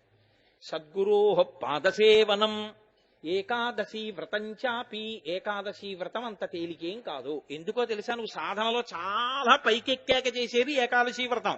అసలు సాధనలో పైకెక్కకుండా ఏకాదశి వ్రతం ఏంటి? ఏకాదశి వ్రతం చాపి త్రయం అత్యంత దుర్లభం. ఈ 3 దుర్లభము. ఎందుకనంటే ఇది తెలిసి చెయ్యాలి. కనుక 3 మూర్తులకు వెనక్కి రండి. మూడు మూర్తులకును మూడు లోకములకు మూడు కాలములకు మూలమగుచు భేదమగుచు తుదిక భేదమయ్యొప్పారు బ్రహ్మమనగ నీవె పాలనయన. కాబట్టి ఈశ్వర, మూడుగా కనపడేవి చివరికి ఒకటే నిరూపించేవాడివి నువ్వు, అజ్ఞానం ఇచ్చేవాడివి నువ్వు. మేమేం చేశాం? బాహుశక్తిన్ సురాసురుల్జని అప్పాలవెల్లి మధింప ఏరి కలంఘమై హాలాహలంబు జనించే చిచ్చు లాగమున్కొని ప్రాణి సందోహమున్ బ్రతికించవేదయ దొంగిలింపగనీశ్వర. వాళ్ళన్నారు, మేము దేవతలం, ఆకలి దప్పిక లేవు, కాబట్టి వాళ్ళకి కష్టం తెలియదు, ఎప్పుడు సుఖం సుఖం సుఖం. అందుకే దేవతలు స్వర్గలోకంలో సుఖాలు అనుభవిస్తారంటారు. కారణం ఏంటో తెలుసా అండి? కష్టపడ్డానికి ఆకలి దప్పిక నిద్ర వాళ్ళకి లేవు. మనకు ఆ మూడు ఉన్నాయి కాబట్టే కొంతసేపు సుఖం అనిపించినా నిద్రపోవడం సుఖం, అప్పుడే అన్నం తిన్నా మళ్ళీ రెండో పూట తినడం సుఖం. మనకి ఈ మూడు ఉన్నాయి. ఈ మూడు ఉన్నాయి కాబట్టి వాటి కష్టాన్ని తెలుసుకుని ఏకాదశి వ్రతం చేసి మనసు నిగ్రహించిన వాడు ఈ సుఖములను కోరుకోకుండా ఈశ్వరుడు ఎంతే కలిసిపోతాడు. అందుకే దేవతల కన్నా గొప్పవాళ్ళు మనుష్యులే. కాబట్టి అటువంటిది స్త్రీ 2 మాటలు మృత్యువుని తనంత తాను ఆహ్వానిస్తుంది.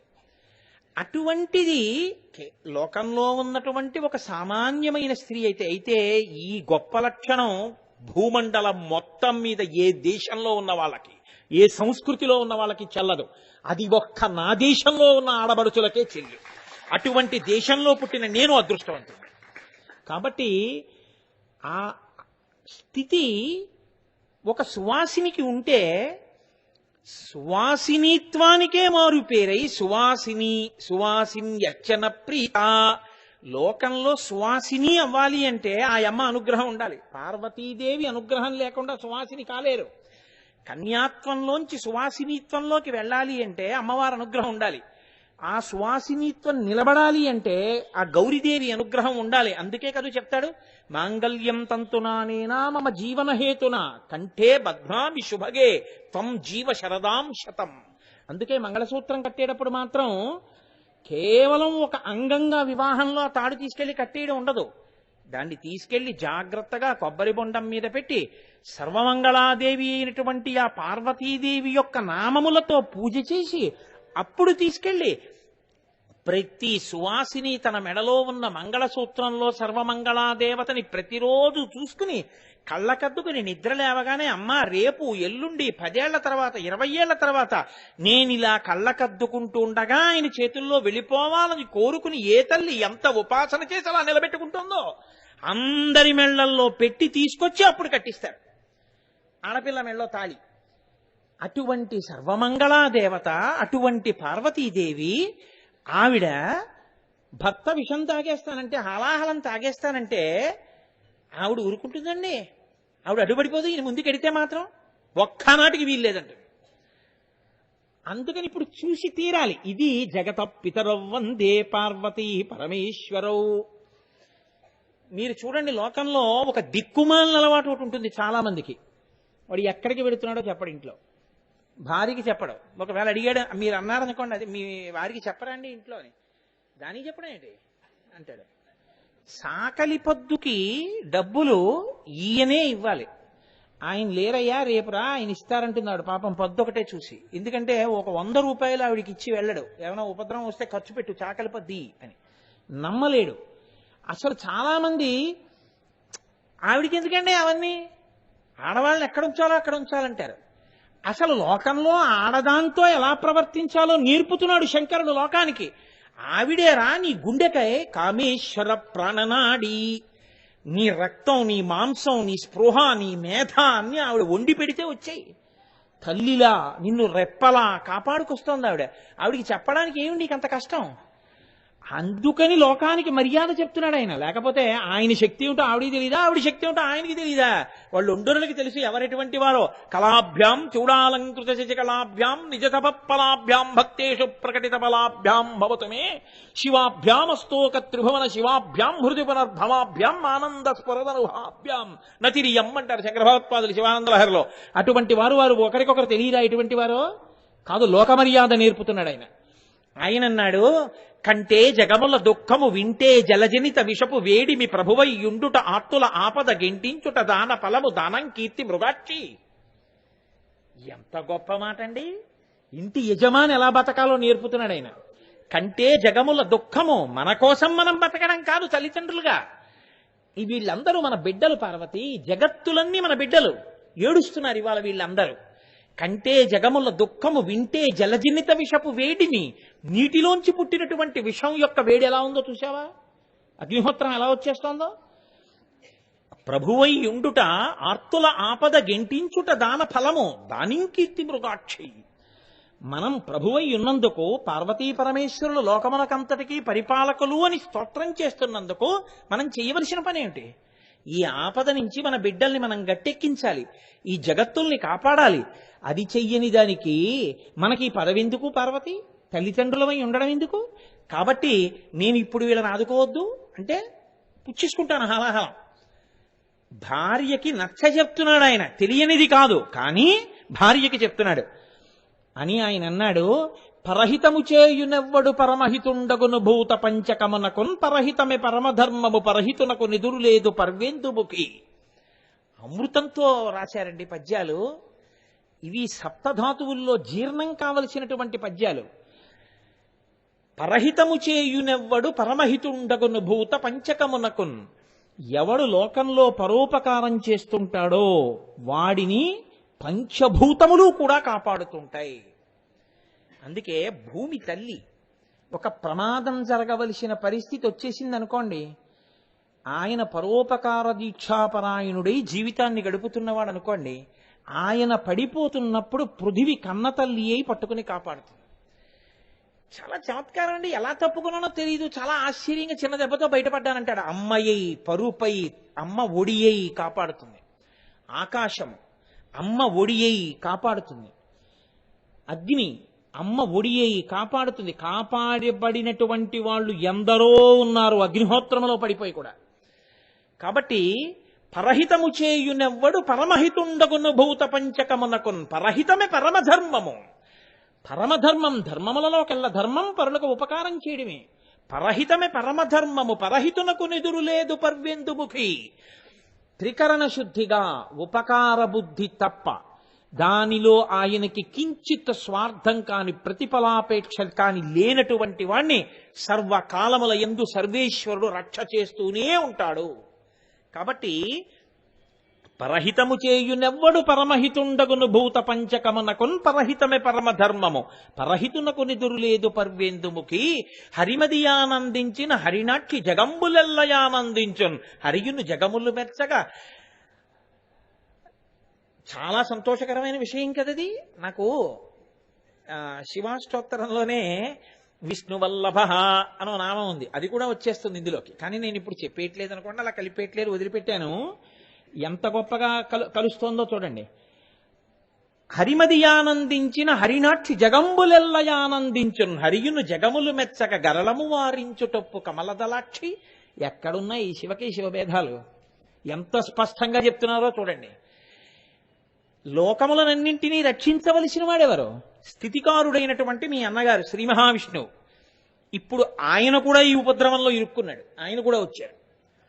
ఇప్పుడు హరిమదియానందించిన ఆయన ఇబ్బంది పడుతూ వచ్చి నిలబడి ఉండగా నేను లోకములు రక్ష చేశాననుకో, మీ అన్నయ్య సంతోషిస్తాడు పార్వతి.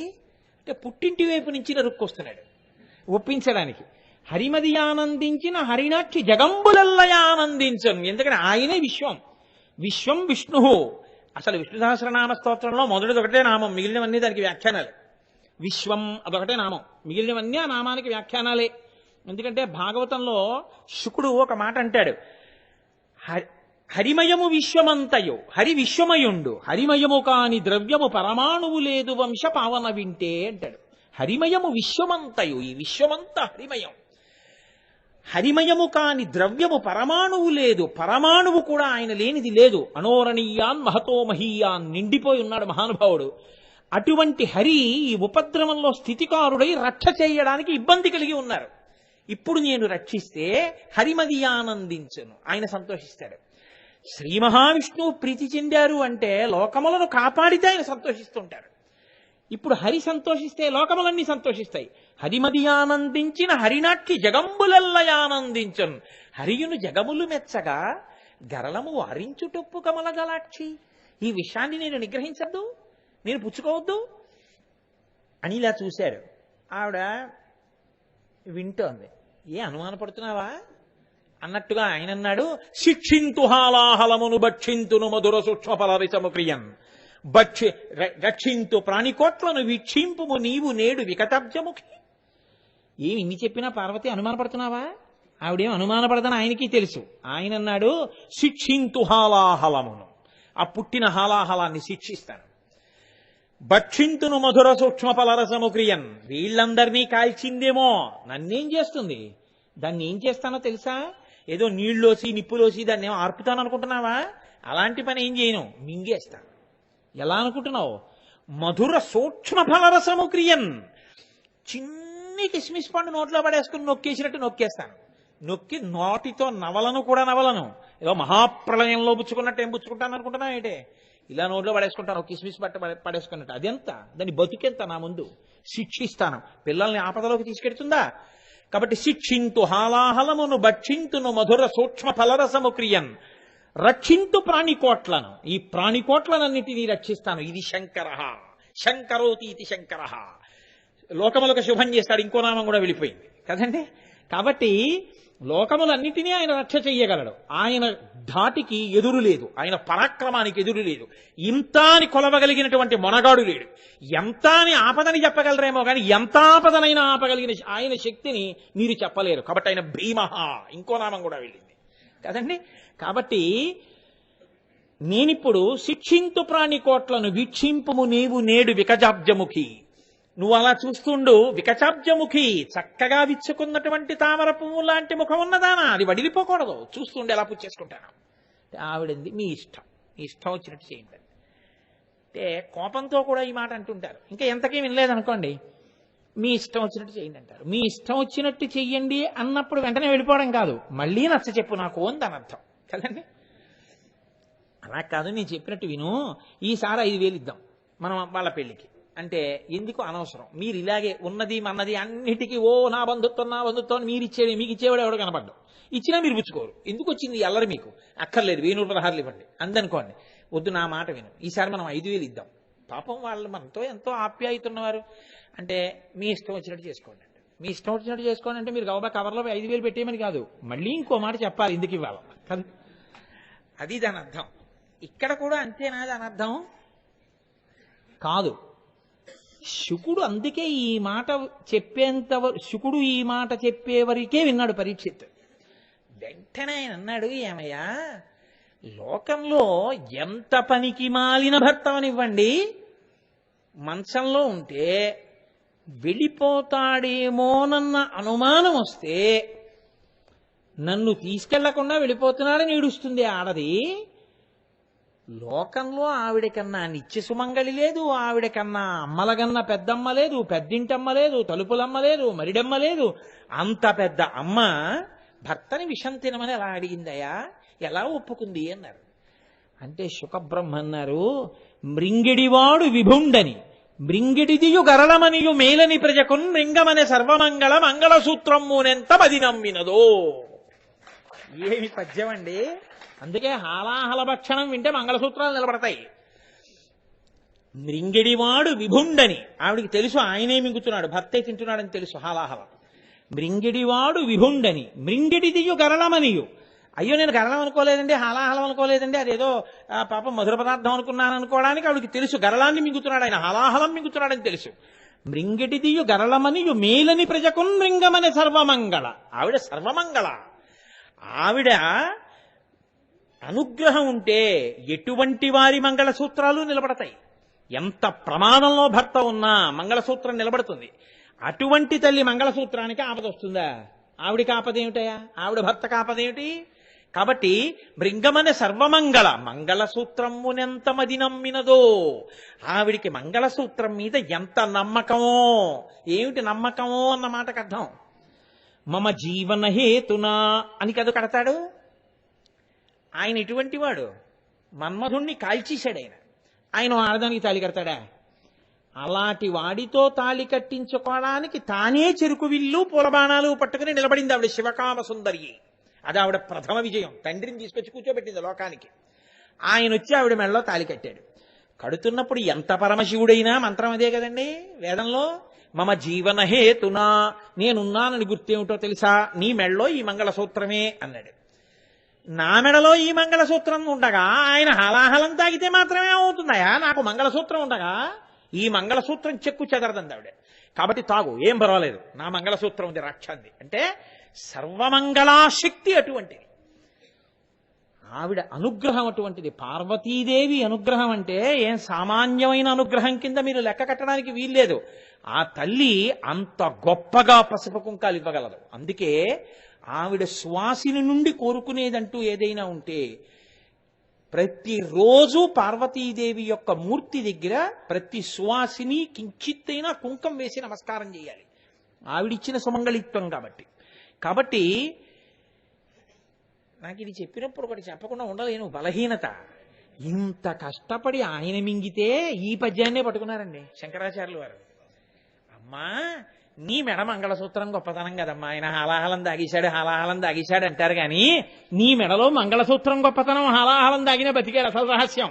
అందుకని ఆయన అన్నారు, సుధామప్యాస్వాద్య ప్రతిభయ జరా మృత్యుహరిణీం విపద్యంతే విశ్వే విదిశతమకముఖాద్యాది విశద కరాళం యక్షేళం కబలతవత కాలకలన నశంభోస్తన్మూలం తవ జనని తాటంక మహిమ.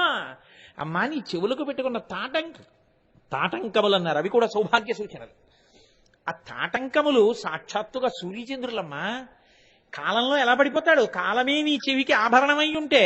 కాబట్టి శివుడు హాలాహలం దాగినా ఏం అవలేదమ్మా అని తిప్పి పొడిచారు సౌందర్యలహరిలో. కాబట్టి ఇప్పుడు ఆ తల్లి నా మెడలో మంగళసూత్రం ఉండగా ఏమవుతుంది, తాగేయండి అది. ఇప్పుడు ఆయన ఏం చేశాడు, ఇప్పటి వరకు హాలాహలం అందరినీ కరువుకొచ్చింది, ఇప్పుడు పరమశివుడు బయటికి వచ్చాడు. ఆయన బయటికి రావడం అంటే మాటలండి. ఆయన కన్నా ముందెళ్లే వాళ్ళు ఎవరు ఉండరు, ఎందుకని ఆయన కన్నా ముందెడితే హాలాహలం వస్తుంది. అందరూ ఆయన వెనక. ఇప్పుడు వాళ్ళ ధైర్యం ఏమిటో తెలుసా అండి, సర్వేశ్వరుడు ఉన్నాడు, పరమశివుడు ఉన్నాడు, ఇప్పుడు అది మనం ఏం చేస్తుంది. ఇప్పటి వరకు అది మన వెంట పడింది, ఇప్పుడు దాని వెంట ఈయన పడతాడు. చూడాలి, దొంగ చేతిలో కత్తి ఉంటే మీరు పరిగెడతారు, దొంగ ఏదో తన్ను కింద పడ్డాడు, కత్తి దూరంగా పడింది, కత్తి మీ చేతిలో ఉంది, ఇప్పుడు దొంగ పరిగెడతాడు కదండి. ఆయుధం మారితే మారిపోతారు అంతే. ఇప్పుడు వీళ్ళు శివుణ్ణి పట్టుకున్నారు, ఆపద పరిగెడుతోంది. ఇది శివతత్వం అంటే, మీరు బాగా గుర్తుపట్టుకుంటున్నారో లేదు, ఇది నీలలోహిత తత్వం అంటే. ఎవరిని పట్టుకుంటే మీ ఆపద పరిగెత్తడం మొదలెడుతుందో వాడు నీలలోహితుడు. ఇప్పుడేమైంది, ఆయన వెనక వీళ్ళున్నారు. తన చుట్టూంచుర సంఘముల్ జయ జయధ్వానంబులన్ బొబ్బిడన్ ఘన గంభీర రవంబుతో శివుడు లోకద్రోహి హుంపోకు రమ్మని కింగేల తమల్చి కూర్చి కడిగా నంకించి జంబూ ఫలంబున సర్వంకషమున్ మహావిషమునాహారించి హేలాగతిన్. ఇప్పుడు ఆయన గంభీరమైనటువంటి కంఠంతో పక్కన గంటలు మోగుతుండగా పెద్ద పెద్ద అడుగులు వేస్తూ హాలాహలం వైపుకెళ్ళాడు. ఆ హాలాహలం వెనక్కి తిరిగి పారిపోబోతోంది. ఆయన అన్నాడు, తన చుట్టూంచుర సంఘముల్ జయ జయధ్వానంబులన్ బొబ్బిడన్. ఆ దేవతలందరూ కూడా జయహో మహాదేవ శంకర పరమేశ్వర జయం జయం అని అరుస్తుంటే ఆయన హాలాహలం దగ్గరికి వెళ్ళాడు. తన చుట్టూంచుర సంఘముల్ జయ జయధ్వానంబులన్ బొబ్బిడన్ ఘన గంభీర రవంబుతో శివుడు లోకద్రోహి హుం పోకు రమ్మని కెంగేల తెమల్చి కూర్చి కడిగా నంకించి జంబూ ఫలంబున సర్వంకషమున్ మహావిషమున్ ఆహారించి హేలాగతిన్. అలా పారిపోతున్నటువంటి హాలాహలం దగ్గరికి వెళ్ళి, ఎక్కడికి పారిపోతావే, పిల్లల్ని ఆపదలోకి తీసుకెడతావా, వాళ్ళని ఇబ్బంది పెడతావా, రాని సంగతి చెప్తానని ఆ హాలాహలాన్నంతటినీ కలిపి తన చేత్తో ఇలా పట్టుకున్నాడు. ఇది ఆయన శక్తి. హాలాహలాన్ని పట్టగలిగినంత చెయ్యి ఆయనది. అంటే ఆయన శక్తి ఏమిటో, ఆయన స్వరూపం ఏమిటో చూడండి. అది భీమః ఉగ్రహ. ఆయన శక్తికి కొలత లేదు, ఆదిశక్తి ఆయన ఆవహించి ఉంటుంది. ఆ హాలాహలాన్ని ఇలా పైకెత్తాడు, దాన్ని ఇలా ఉండ చేశాడు, నేరేడు పండంత అయింది. అంటే సముద్రాల్ని ఇంకింపచేసి అరణ్యములను కాల్చి లోకములను దగ్ధం చేయగలిగిన హాలాహలం ఆయన చేతి నేరేడు పండు. దాన్ని తీసి ఇలా పట్టుకుని దగ్గరగా తీసుకొచ్చాడు. లోకంలో అగ్నిహోత్రం తగిలితే పారిపోయేవి కొన్ని ఉన్నాయి, దూరంగా చూస్తే చాలు పారిపోతాయి. కదలంబారవు పాప పేరు వడలన్ ఘర్మాంబు జాలంబు పుట్టదు నేత్రంబులు నెర్రబారవు నిజ జూటాచంద్రుడున్ కందడున్ వదనాంభోజము వాడదా విషమును ఆహ్వానించుచో డాయుచో పదిలంబై కడిచేయిచో దిగుచుచో భక్షించుచో మృంగుచో. ఆయన హాలాహలాన్ని ఇలా ముద్ద చేసి ఇలా పట్టుకుంటుంటే వేడి వేడే కదండి, అంత వేడొస్తున్నా కదలంబారవు పాప పేరు. ఆయన మెళ్ళో ఓ పాము ఉంది, ఆయన చేతులకి పావులుంటాయి. హరాహిభ్యో భీత అని శంకరాచార్యుల వారు చెప్పి పొడిచారు. పార్వతీదేవి పరమశివుడి యొక్క గొప్పతనాన్ని విపంత్యాగాయంతి వివిధమపదానం పశుపతే. సరస్వతీదేవి వీణ మీద పరమేశ్వరుణ్ణి స్తోత్రం చేస్తుంటే మా ఆయన ఇంత గొప్పవాడని సంతోషంగా ఆయన చెయ్యిలా పట్టుకుందామని చూస్తుంది. పక్కనే కదా కూర్చుంటాడు, మరి ఆవిడ ఇలా కూర్చుంటే ఆవిడికి కుడి చేతి పక్కన ఉంటాడు. ఎంతో సంతోషంతో మా ఆయన అని ఇలా చేయి పట్టుకుందిట. పట్టుకునేటప్పటికి చేతి మీద ఏదో చల్లగా తగిలిందిట. ఏమిటి అని చూసిందిట. ఆయన చేతులకు కట్టుకున్న పిల్లపాము ఒకటి ఇలా అమ్మవారి చేతి మీదకి ఎక్కిందిట చల్లగా. హరాహిభ్యో భీత. పిల్లపాము చూసి అబ్బా అందిట ఆవిడ. ఆవిడ లోకములలో మహిషాసురుడి వంటి రాక్షసుల్ని మర్దించిన అమ్మవారు భయపడిందని చెప్పడానికి ఇంకో కారణం చెప్తే అసహ్యంగా ఉంటుంది. అది అందమైన కారణం చెప్పాలి శంకరాచార్యుల వారి రచనా వైచిత్రి. కాబట్టి పిల్లపాము ఎక్కితే అమ్మవారు ఉలిక్కి పడింది అన్నారు ఆయన. అలా ఆయన ఒంటి నిండా పాములే. ఆయనకి నాగేంద్రహారాయ త్రిలోచనాయ, ఆయన నాగేంద్ర చర్మ నాగేంద్ర కర్ణాభరణ అన్ని నాగ సంబంధంగానే ఉంటాయి. చెవికి కుండలాలు కూడా ఆయన పాములనే పెట్టుకుంటాడు. అసలు ఆ పాముల రహస్యం ఏమిటో మీకు నాగుల చవితి వ్యాఖ్యానంలో కొద్దిగా చెప్పాను నేను. కాబట్టి అన్ని పాములే కదండి. పాముకి మంట చూస్తే భయం, పారిపోతుంది. అందులో చిన్న పాములు ఉన్నాయి, పెద్ద పాములు ఉన్నాయి, ఏ పాము అయినా పారిపోతుంది. అసలు పాముకి సహజంగా మంటను చూస్తే భయం. ఎందుకంటే జనమేజయుడు యాగం చేస్తే అన్ని అందులోనేగా పడిపోయి. సహేంద్ర తక్షకాయ స్వాహ అన్నాడు. తక్షకుడు కూడా హడల్ అదంటే. అటువంటి అగ్నిని చూస్తే పాము దూరంగా పారిపోతుంది. అలాంటిది ఏకంగా హాలాహలాన్ని ఆయన పట్టుకుంటే ఈ పిల్లపాములన్నీ గబగబ ఊడి కింద పడిపోద్దండి. కదలంబారవు పాప పేరు. పిల్లపాములు కూడా లెక్క చేయకుండా అలా చూస్తున్నాయిట. అంటే శివుణ్ణి ఎవడు ఆశ్రయించి ఉంటాడో వాడికి ఆపద తేగలిగిన వాడు లోకంలో లేడు. ఈ పిల్లపాముకి అగ్ని అంటే భయమేమో, కానీ అది శివుణ్ణి ఆశ్రయించి ఉండగా ఏమీ చేయలేరు. కాబట్టి కదలంబారవు పాప పేరు వడలం ఘర్మాంబుజాలంబు పుట్టదు. ఎంత మొనగాడేవనివ్వండి, బాగా పొయ్యికి దగ్గరగా వెళ్ళలా నిలబడ్డాడనుకోండి, కాస్త ఒంటి మీద చెమట పడుతుంది వేడికి. ఆయనకు చుక్క చెమట పట్టలేదు. వడలం ఘర్మాంబుజాలంబు పుట్టదు, నేత్రంబులు నెర్రబారవు. ఆ అగ్ని ఆ హలాహలాన్ని ఇలా పిడచ చేస్తూ ఇలా చూస్తుంటే ఆయన కళ్ళు కూడా ఎర్రబడలేదు. మరి ఇంత వేడి, ఒంట్లకు వేడి చెయ్యాలిగా, ఆయనకేం వేడి కూడా చేయలేదు. నేత్రంబులు నెర్రబారవు నిజ జూటాచంద్రుడు కందడు. కందిపోయాడండి అంటారు చూడండి. బాగా లావణ్యం ఉన్నవాళ్ళు ఎండలో కడితే ఎర్రగా అయిపోతారు, కందిపోతారు. చంద్రుడు లావణ్యానికి సౌకుమార్యానికి ప్రతీక. చంద్రబింబంలా ఉన్నారు ఆవిడ మొహం అంటారు కదా. అందుకని ఇంత చంద్రుడు కందిపోను కూడా కందిపోలేదుట. నిజ జూటాచంద్రుడు కందడున్ వదనాంభోజము వాడదు. ఆయన ముఖం తామర పువ్వులా ఉంటుంది. తామర పువ్వు ఎక్కువ ఎండ కాసేసింది అనుకోండి, బాగాను వడిలిపోయినట్టు అయిపోతుంది. ఇలా రేకులు ఇలా ఉండకుండా అలా జారిపోతాయి. వదనాంభోజము వాడదు, అదేం వాడిపోలేదు. వదనాంభోజము వాడదా విషమునాహ్వానించుచో డాయుచో పదిలంబై కడిచేయుచో దిగుచుచో భక్షించుచో మృంగుచో. ఆ హలాహలం దగ్గరికి వెళ్ళినప్పుడు కానీ, చేత్తో పట్టుకున్నప్పుడు కానీ, నలిపినప్పుడు కానీ, ఉండ చేసినప్పుడు కానీ, నోట్లో పెట్టుకున్నప్పుడు కానీ, మింగినప్పుడు కానీ, కంఠంలో పెట్టుకున్నప్పుడు కానీ ఇవేమీ జరగలేదు. అంటే ఎవరు పరమశివుని యొక్క పాదములను మనసులో గట్టిగా పట్టుకుని ఉన్నాడో అటువంటి వాణ్ణి చనకగలిగినటువంటి ఆపద లోకంలో రాగలిగినటువంటి సమర్థత అప్పుడు కాదు, ఇప్పుడు కాదు, ఎప్పుడూ ఉండదు. అంతటి మహానుభావుడు పరమశివుడు. ఆయన పాదములంటే అంత గొప్పవి.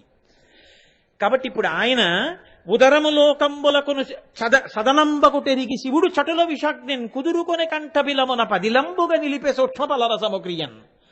ఆయన ఆ హలాహలాన్ని తీసి నోట్లో పెట్టుకున్నాడు, మింగేద్దాం అనుకున్నాడు. లోకాలన్నీ కడుపులో ఉన్నాయి కాబట్టి ఇప్పుడు మింగాడా లోకాలు కాలిపోతాయి. బయటికి వదలలేదు, లోపలికి మింగలేదు, ఇక్కడ పెట్టుకుని ఉంచుకున్నాడు. ఇక్కడ పెట్టుకుని ఉంచుకుంటే అదేమైంది? హరుడు గలమునందు హాలాహలము పెట్ట కప్పు కలిగి తొడపు తరుణ నొప్పి సాధురక్షణంబె సజ్జనులకు నిన్న భూషణంబు కాదే భువరేంద్ర. తెల్లగా మెరిసిపోతూ ఉండేటటువంటి పరమశివుడి యొక్క కంఠం లోపల హాలాహలం ఉన్న కారణం చేత, దాని కాంతి చేత ఆయన కంఠం కొద్దిగా నల్లటి కాంతిని పొందింది. ఇంత తెల్లటి శివుడి కంఠం మీద నల్లటి కాంతితో కూడినటువంటి, అది కూడా మత్సలా ఉంటుందని మీరు అనుకోవద్దు. అందుకే శ్రీకంఠ అని పేరు ఆయనకి. విషానికి శ్రీ అని పేరు. శోభ, దాని కాంతి లోపల నుంచి ఈయన కాంతితో కలిసి తెలుపు నలుపులు కలిసిన నలుపుగా కంఠం మీద కనబడింది. ఇప్పుడు ఆ కంఠం చూడగానే తండ్రి మా కోసమని హాలాహలాన్ని ఇక్కడ పెట్టుకున్నావా, మింగకుండా వదలకుండా. ఏది ఒక్క 10 నిమిషాలు ఉమ్మీయకుండా మింగేయకుండా ఏదైనా కంఠంలో పెట్టుకోండి. అప్పటి నుంచి ఇప్పటి వరకు కంఠంలో విషాన్ని పెట్టుకున్నాడు మన కోసం. అటువంటి పరమేశ్వరుణ్ణి స్తోత్రం చేయకపోతే, ఆయనకి నమస్కరించకపోతే, శివలింగానికి అభిషేకం చేయకపోతే, శివాలయంలోకి వెళ్ళకపోతే, శివుడికి నమస్కరించకపోతే వాడి కన్నా కృతజ్ఞనుడు లోకంలో ఇంకొకడు ఉంటాడా? ఆయన వల్ల బతికి ఆయన్ని విమర్శించినవాడు. అంతటి మహానుభావుడు పరమశివుడు అంటే. కాబట్టి ఆయనకి నీలకంఠ అని బిరుదొచ్చింది. గరళకంఠ, శ్రీకంఠ, శితికంఠ, ఇవన్నీ ఆయనకు వచ్చినటువంటి పేర్లు. కాబట్టి హాలాహలభక్షణగత కథ హేలాగతి విన్న వ్రాయ నెలమి పటింపన్ వ్యాళానల వృశ్చికముల పాడై చెడరెట్టి జనులు భయ విరహితులై. ఈ హాలాహలభక్షణం అనేటటువంటి ఆఖ్యానమును ఎవరు వింటున్నారో అది విన్న వాళ్ళకి, అది చదివిన వాళ్ళకి, దాన్ని వ్రాసిన వాళ్ళకి పాము కరవదు. ఎందుకంటే వాడు హాలాహలభక్షణ కథ ఒకసారి విని ఉన్నాడు కాబట్టి వాడిని పాము కరవదు, తేళ్లు కరవవు. విషము శరీరంలోకి ఎక్కి వాడి ప్రాణం తీసేటటువంటి సందర్భం కలగదు. అయితే ఇది బాహ్యంలో అలాగని పుట్టలోకి వెళ్ళి చేయబెట్టమని నా ఉద్దేశ్యం కాదు, ప్రమాదము జరగదు అని.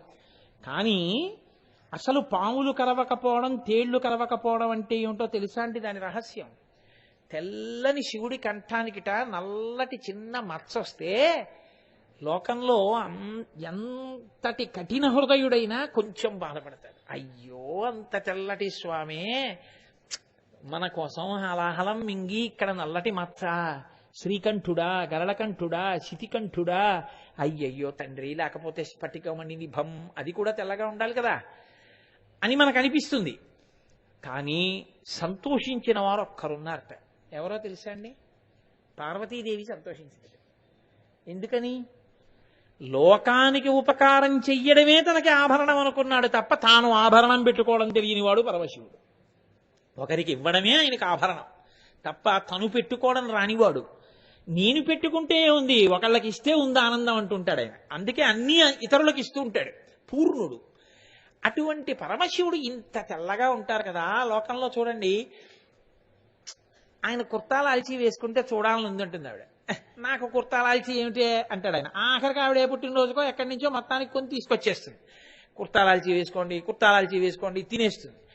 ఆఖరికి ఆయన కోసం ఆయన ఎప్పుడప్పుడు వేసుకున్నాడు అనుకోండి, ఎంత చక్కగా ఉందో, వేసుకోవచ్చు కదా, వేసుకోరు, పోన్లేండి వేసుకున్నారు. ఏదో ఇన్నాళ్ళకి నేను మొత్తానికి మిమ్మల్ని ఇలా చూడాలనుకున్న కోరిక పెళ్ళైన 25 ఏళ్ళకి ఏదో కూతురు పెళ్లి రూపంలోనో ఎప్పుడో ఒకప్పుడు ఒకలానే చూడాలనుకున్నది చూశానని తృప్తిపడిపోతుంది కదా కాదు. అది భార్యకుండే కోరిక, సహజమైన కోరిక. అలా పార్వతీదేవి ఏం మురిసిపోయిందో తెలుసా అండి? ఇంత తెల్లగా ఉంటారే, ఈయన ఒక గొప్ప మణి మెడలో వేసుకుంటే, ఒక నీలమణి వేసుకుంటే, తెల్లటి ఒంటి మీద ఆ నీలమణి ప్రకాశిస్తే ఎంత అందంగా ఉంటారో చూడాలనుకునేది. అవన్నీ ఎందుకు పార్వతి అంటాడు ఆయన, వేసుకోడు. ఇప్పుడు ఆయన మెడలో కంఠంలో నల్లటి కాంతి కనపడితే, ఓ మా ఆయన నీలమణి వేసుకుంటే దాని కాంతి కంఠం మీద కొడితే ఇలా ఉంటుందని ఓ ఊహాచిత్రం గీసుకుని మురిసిపోయింది ఆ పిచ్చి తల్లి. అది వాళ్ళిద్దరు. జగత పితరవు వందే పార్వతీ పరమేశ్వరవు. బిడ్డల్ని రక్షించుకోవడమే తమ ప్రయోజనం అనుకునేటటువంటి వాడు. ఇప్పుడు ఈ నీలలోహిత రుద్రుడున్నాడే, ఈ మహానుభావుడున్నాడే, ఈయన లోకమునంతటినీ కాపాడినవాడు. ఈ లోకమునంతటినీ కాపాడి, దేవతలను కాపాడి, రాక్షసులను కాపాడి, హాలాహల భక్షణము చేసినటువంటి శివస్వరూపం అత్యంత సౌలభ్యముతో కూడినటువంటి శివస్వరూపం. ఇది ప్రతిరోజు సూర్యోదయానికి సూర్యాస్తమయానికి ఆకాశంలో కనపడతాడు ఆయన. బ్రాహ్మీ ముహూర్తం దాటి అరుణోదయ వేళ అంటారంటే సూర్యోదయం అవడానికి పూర్వం కొద్దిగా ఎర్రటి కాంతులు ఆకాశం మీద చిమ్ముకున్నప్పుడు ఆయన వస్తారు ఆకాశం మీదకి. ఎందుకు వస్తారో తెలుసా అండి? మంగళప్రద దర్శనాన్ని ఇవ్వడానికి. ఇదే వేదం అంది, అసౌ యో వసర్పతి నీలగ్రీవో విలోహిత ఉతైనం గోపా అదృశన్ను దృశన్ను దహార్య. ఎవరో గొప్ప ధ్యాననిష్ట కలిగిన వారు, తపశ్శక్తి కలిగిన వారు, ఋషులైన వారు, సమాధిలో ఉన్నవారికి ఈశ్వరుడు లోపల దర్శనమిస్తే వేదాహమేతం పురుషం మహాంతం ఆదిత్యవర్ణం తపసస్తు పారే సర్వాణి రూపాన్ని విచిత్య ధీర నామాన్ని కృత్వాభివదన్యదాస్తే, అటువంటి వారికి సమాధిలో ఈశ్వరుడు చెప్పి దర్శనమిస్తే అనుభవించగలిగినటువంటి పరమేశ్వరుని యొక్క దర్శన భాగ్యం ఎంత సులభం చేశాడో తెలుసా అండి ఆయన నీలలోహిత రుద్రుడు. ఏమీ చేత కానటువంటి, కేవలం ఇంట్లో పనులు చేసేటటువంటి, ఏ శాస్త్రము చదువుకోనటువంటి, కనీసంలో కనీసం అక్షరజ్ఞానం కూడా లేనటువంటి గృహిణులైనటువంటి కాంతలు కడవలు పట్టుకుని వెళ్ళి నీళ్లు తెచ్చుకునే వాళ్ళకి కూడా నేను కనపడతాను. కాదు కాదు, మేకలు గొర్రెలు కాసుకునే వాళ్ళకి కూడా నేను కనపడతాను అని ప్రతిజ్ఞ చేశాట. ఎందుకో తెలుసా అండి? అదే ఆదిత్య దర్శనము అని పిలుస్తారు. ఉదయం వేళ ఆకాశం నల్లగా ఉంటుంది, కొద్దిగా ఎర్రటి కాంతులు చిమ్ముతున్నప్పుడు మీరు ఆకాశం వంక పరీక్షగా నమస్కారం చేస్తూ అందున రుద్రపారాయణ చేస్తూ చూడగలిగితే ఆ ఎర్రటి కాంతుల మధ్యలో నల్లటి ఆకాశం కనపడుతుంది. ఒక స్థితిలో ఆ ఎర్రతనం దట్టంగా వస్తుంది, కొద్దిసేపే ఉంటుంది ఆ దట్టమైన ఎరుపు ఉండి వెంటనే మళ్ళీ తగ్గిపోయి సూర్యబింబం పైకి వచ్చేస్తుంది. ఆ దట్టమైన ఎర్రకాంతిలో కొద్ది కొద్దిగా నల్లటి ఆకాశం కనపడుతుందే, అదే నీలలోహిత రుద్రుడు. అప్పుడు ఆయనే ఆకాశం మీదకి వస్తాడు అని. అది మీకు దేనికి ప్రారంభకాలం? మీ పనులన్నీ చేసుకోవడానికి ప్రారంభకాలం అదే. అక్కడి నుంచే మీరు ఇంకా పనులు చేసుకోవడం మొదలెడతారు. మీరు చేసే పనులన్నీ ఏది కోరి చేస్తారు? మీరు నేను నాశనం అయిపోవాలి సర్వేశ్వర అనేవాడైనా ఏ పనైనా చేస్తాడా? ఎవడు చేసినా ధర్మార్థ కామమోక్ష చతుర్విధ పురుషార్థ ఫలసిద్ధ్యర్థం కదా. పరమమంగళప్రదమైనటువంటి నీలలోహిత దర్శనం ఆకాశంలో చేసి ఆ రోజు పనులు ప్రారంభం చేస్తే అన్ని పనులు మంగళప్రదంగా పూర్తవుతాయి. ఒకవేళ ఆపద రావలసి ఉన్నా బాగా తగ్గించి ఈశ్వరుడు కాపాడతాడు. మళ్ళీ ఎప్పుడు కనపడతాడో తెలుసా అండి? మళ్ళీ సూర్యాస్తమయ సమయంలో కనపడతాడు. కనపడిట లోకానికి ఇది ప్రారంభవేళ, మీ కార్యాలు ప్రారంభించండి, నేనున్నాను. మీరు చూడండి, మీరు ఒక పెద్ద పని మొదలెట్టారనుకోండి, మొదలు పెడితే మీ అంతా మీరు మొదలెట్టారనుకోండి, ఒక బిగుడు, ఒక భయం ఉంటుంది. అమ్మో ఇది ఏమైనా తప్పు అవుతుందేమో, ఇది ఏమైనా పొరపాటు అవుతుందేమో, ఇంత చేసిన తర్వాత ఏమైనా అవుతుందేమో అని. అన్నీ తెలుసున్న ఒక పెద్ద ఆయన మీకేమీ పర్వాలేదు, నేనున్నాను, మీరు ప్రారంభం చేయండి, నేను చూస్తూ ఉంటాను అన్నాడు అనుకోండి, ఇంకా మీకు ధైర్యం ఉంటుంది. ఆయన ఉన్నారు, పర్వాలేదు, ఆయన చూసుకుంటూ ఉంటారు. పెద్ద ఆయన మహానుభావుడు, ఆయన చక్కటి దృష్టి మన మీద పడింది కాబట్టి ఆయన కాపాడుతూ ఉంటారు. ఈ నమ్మకం మీకు కలుగుతుంది. నీలలోహిత దర్శనం ఆకాశంలో చేసిన తరువాత ప్రారంభం చేసేటటువంటి పనులన్నీ వెనక పెద్ద ఆయన ఉన్నాడన్న నమ్మకంతో ప్రారంభం చేసినవి కాబట్టి చక్కగా జరగడం మొదలవుతాయి. బుద్ధి ప్రచోదనం కలుగుతుంది, సరిగ్గా పనిచేస్తారు. మళ్ళీ మీరు శ్రీరామాయణంలో దానికి సంబంధించిన వర్ణనలు చాలా ఎక్కువగా ఉంటాయి.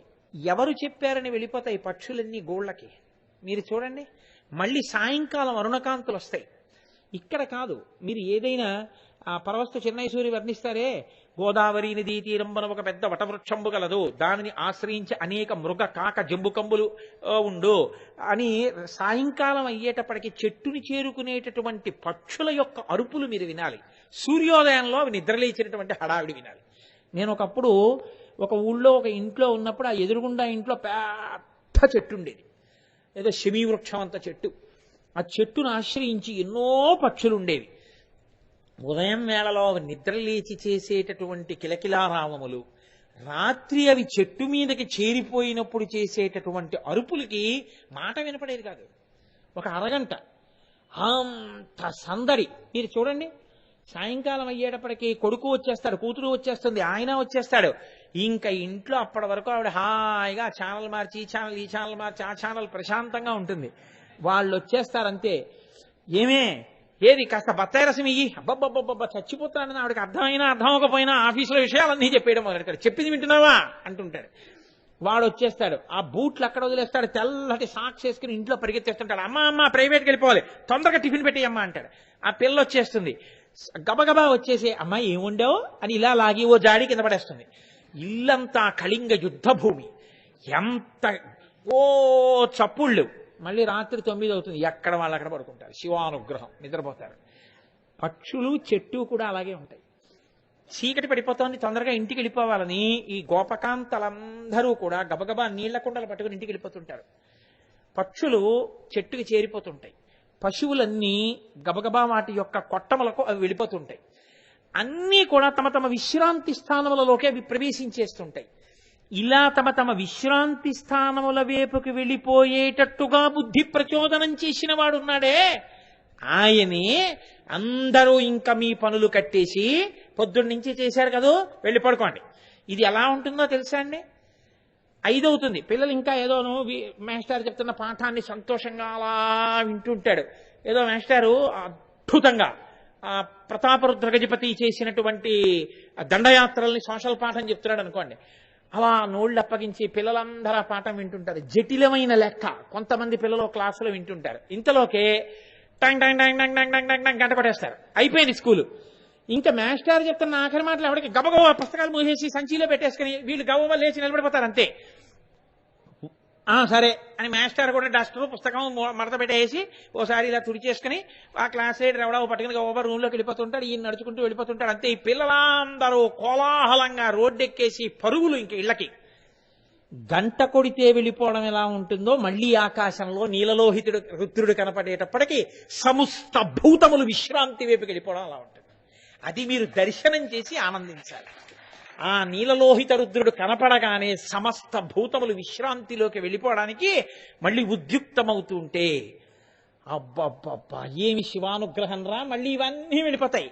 వెళ్ళిపోయి కంబళి ఉన్నవాడు కంబళి కప్పుకుని, నేల మీద పడుకునేవాడు నేల మీద, ఓవర్ బ్రిడ్జి ఫుట్పాత్ మీద పడుకునేవాడు ఫుట్పాత్ మీద, డబల్ కాట్ బెడ్ ఉన్నవాడు బెడ్ మీద, ఏసీ ఉన్నవాడు ఏసీ వేసుకుని, ఏసీ లేనివాడు ఫ్యాన్ వేసుకుని, ఎవడు ఎలా పడుకుంటే అలా. మీరు మధ్యాహ్నం రాత్రి 2ంటికి ఒకసారి లేచి వచ్చి బాల్కనీలో నిలబడి అలా చూడండి, పై మేడ ఎక్కి లోకాన్ని. ఆఖరికి వీధి చివర కుక్క కూడా కాళ్లతో ఓ గుంట తవ్వుకుని అందులో పడుకుని తన మూతి తీసుకెళ్లి ఈ కాళ్ల మధ్యలో పెట్టేసుకుని పడుకుంటాడు.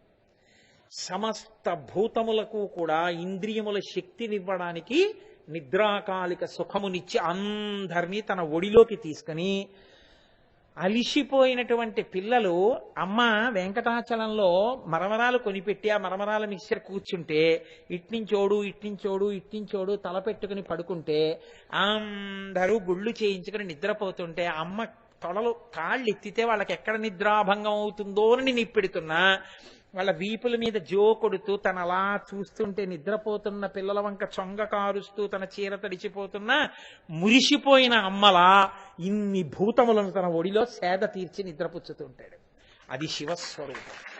ఇది దాన్ని దర్శనం చేయండి, అవ్యక్తానందం. ఆహా తండ్రి ఏమి శక్తినిది, ఏమి ఉదారుడవు తండ్రి.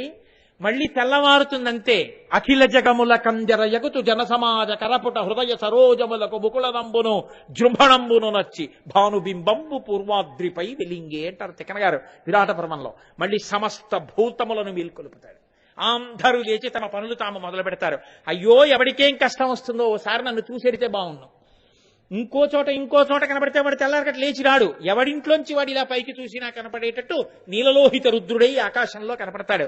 అందుకే వేదం అంది, ద్రాపే అంధసస్పతే దరిద్రం నీలలోహిత ఏషాం పురుషాణాం పశూనాం ఆభేర్మో రోమో ఏషాం కించనా మమత్ అంది.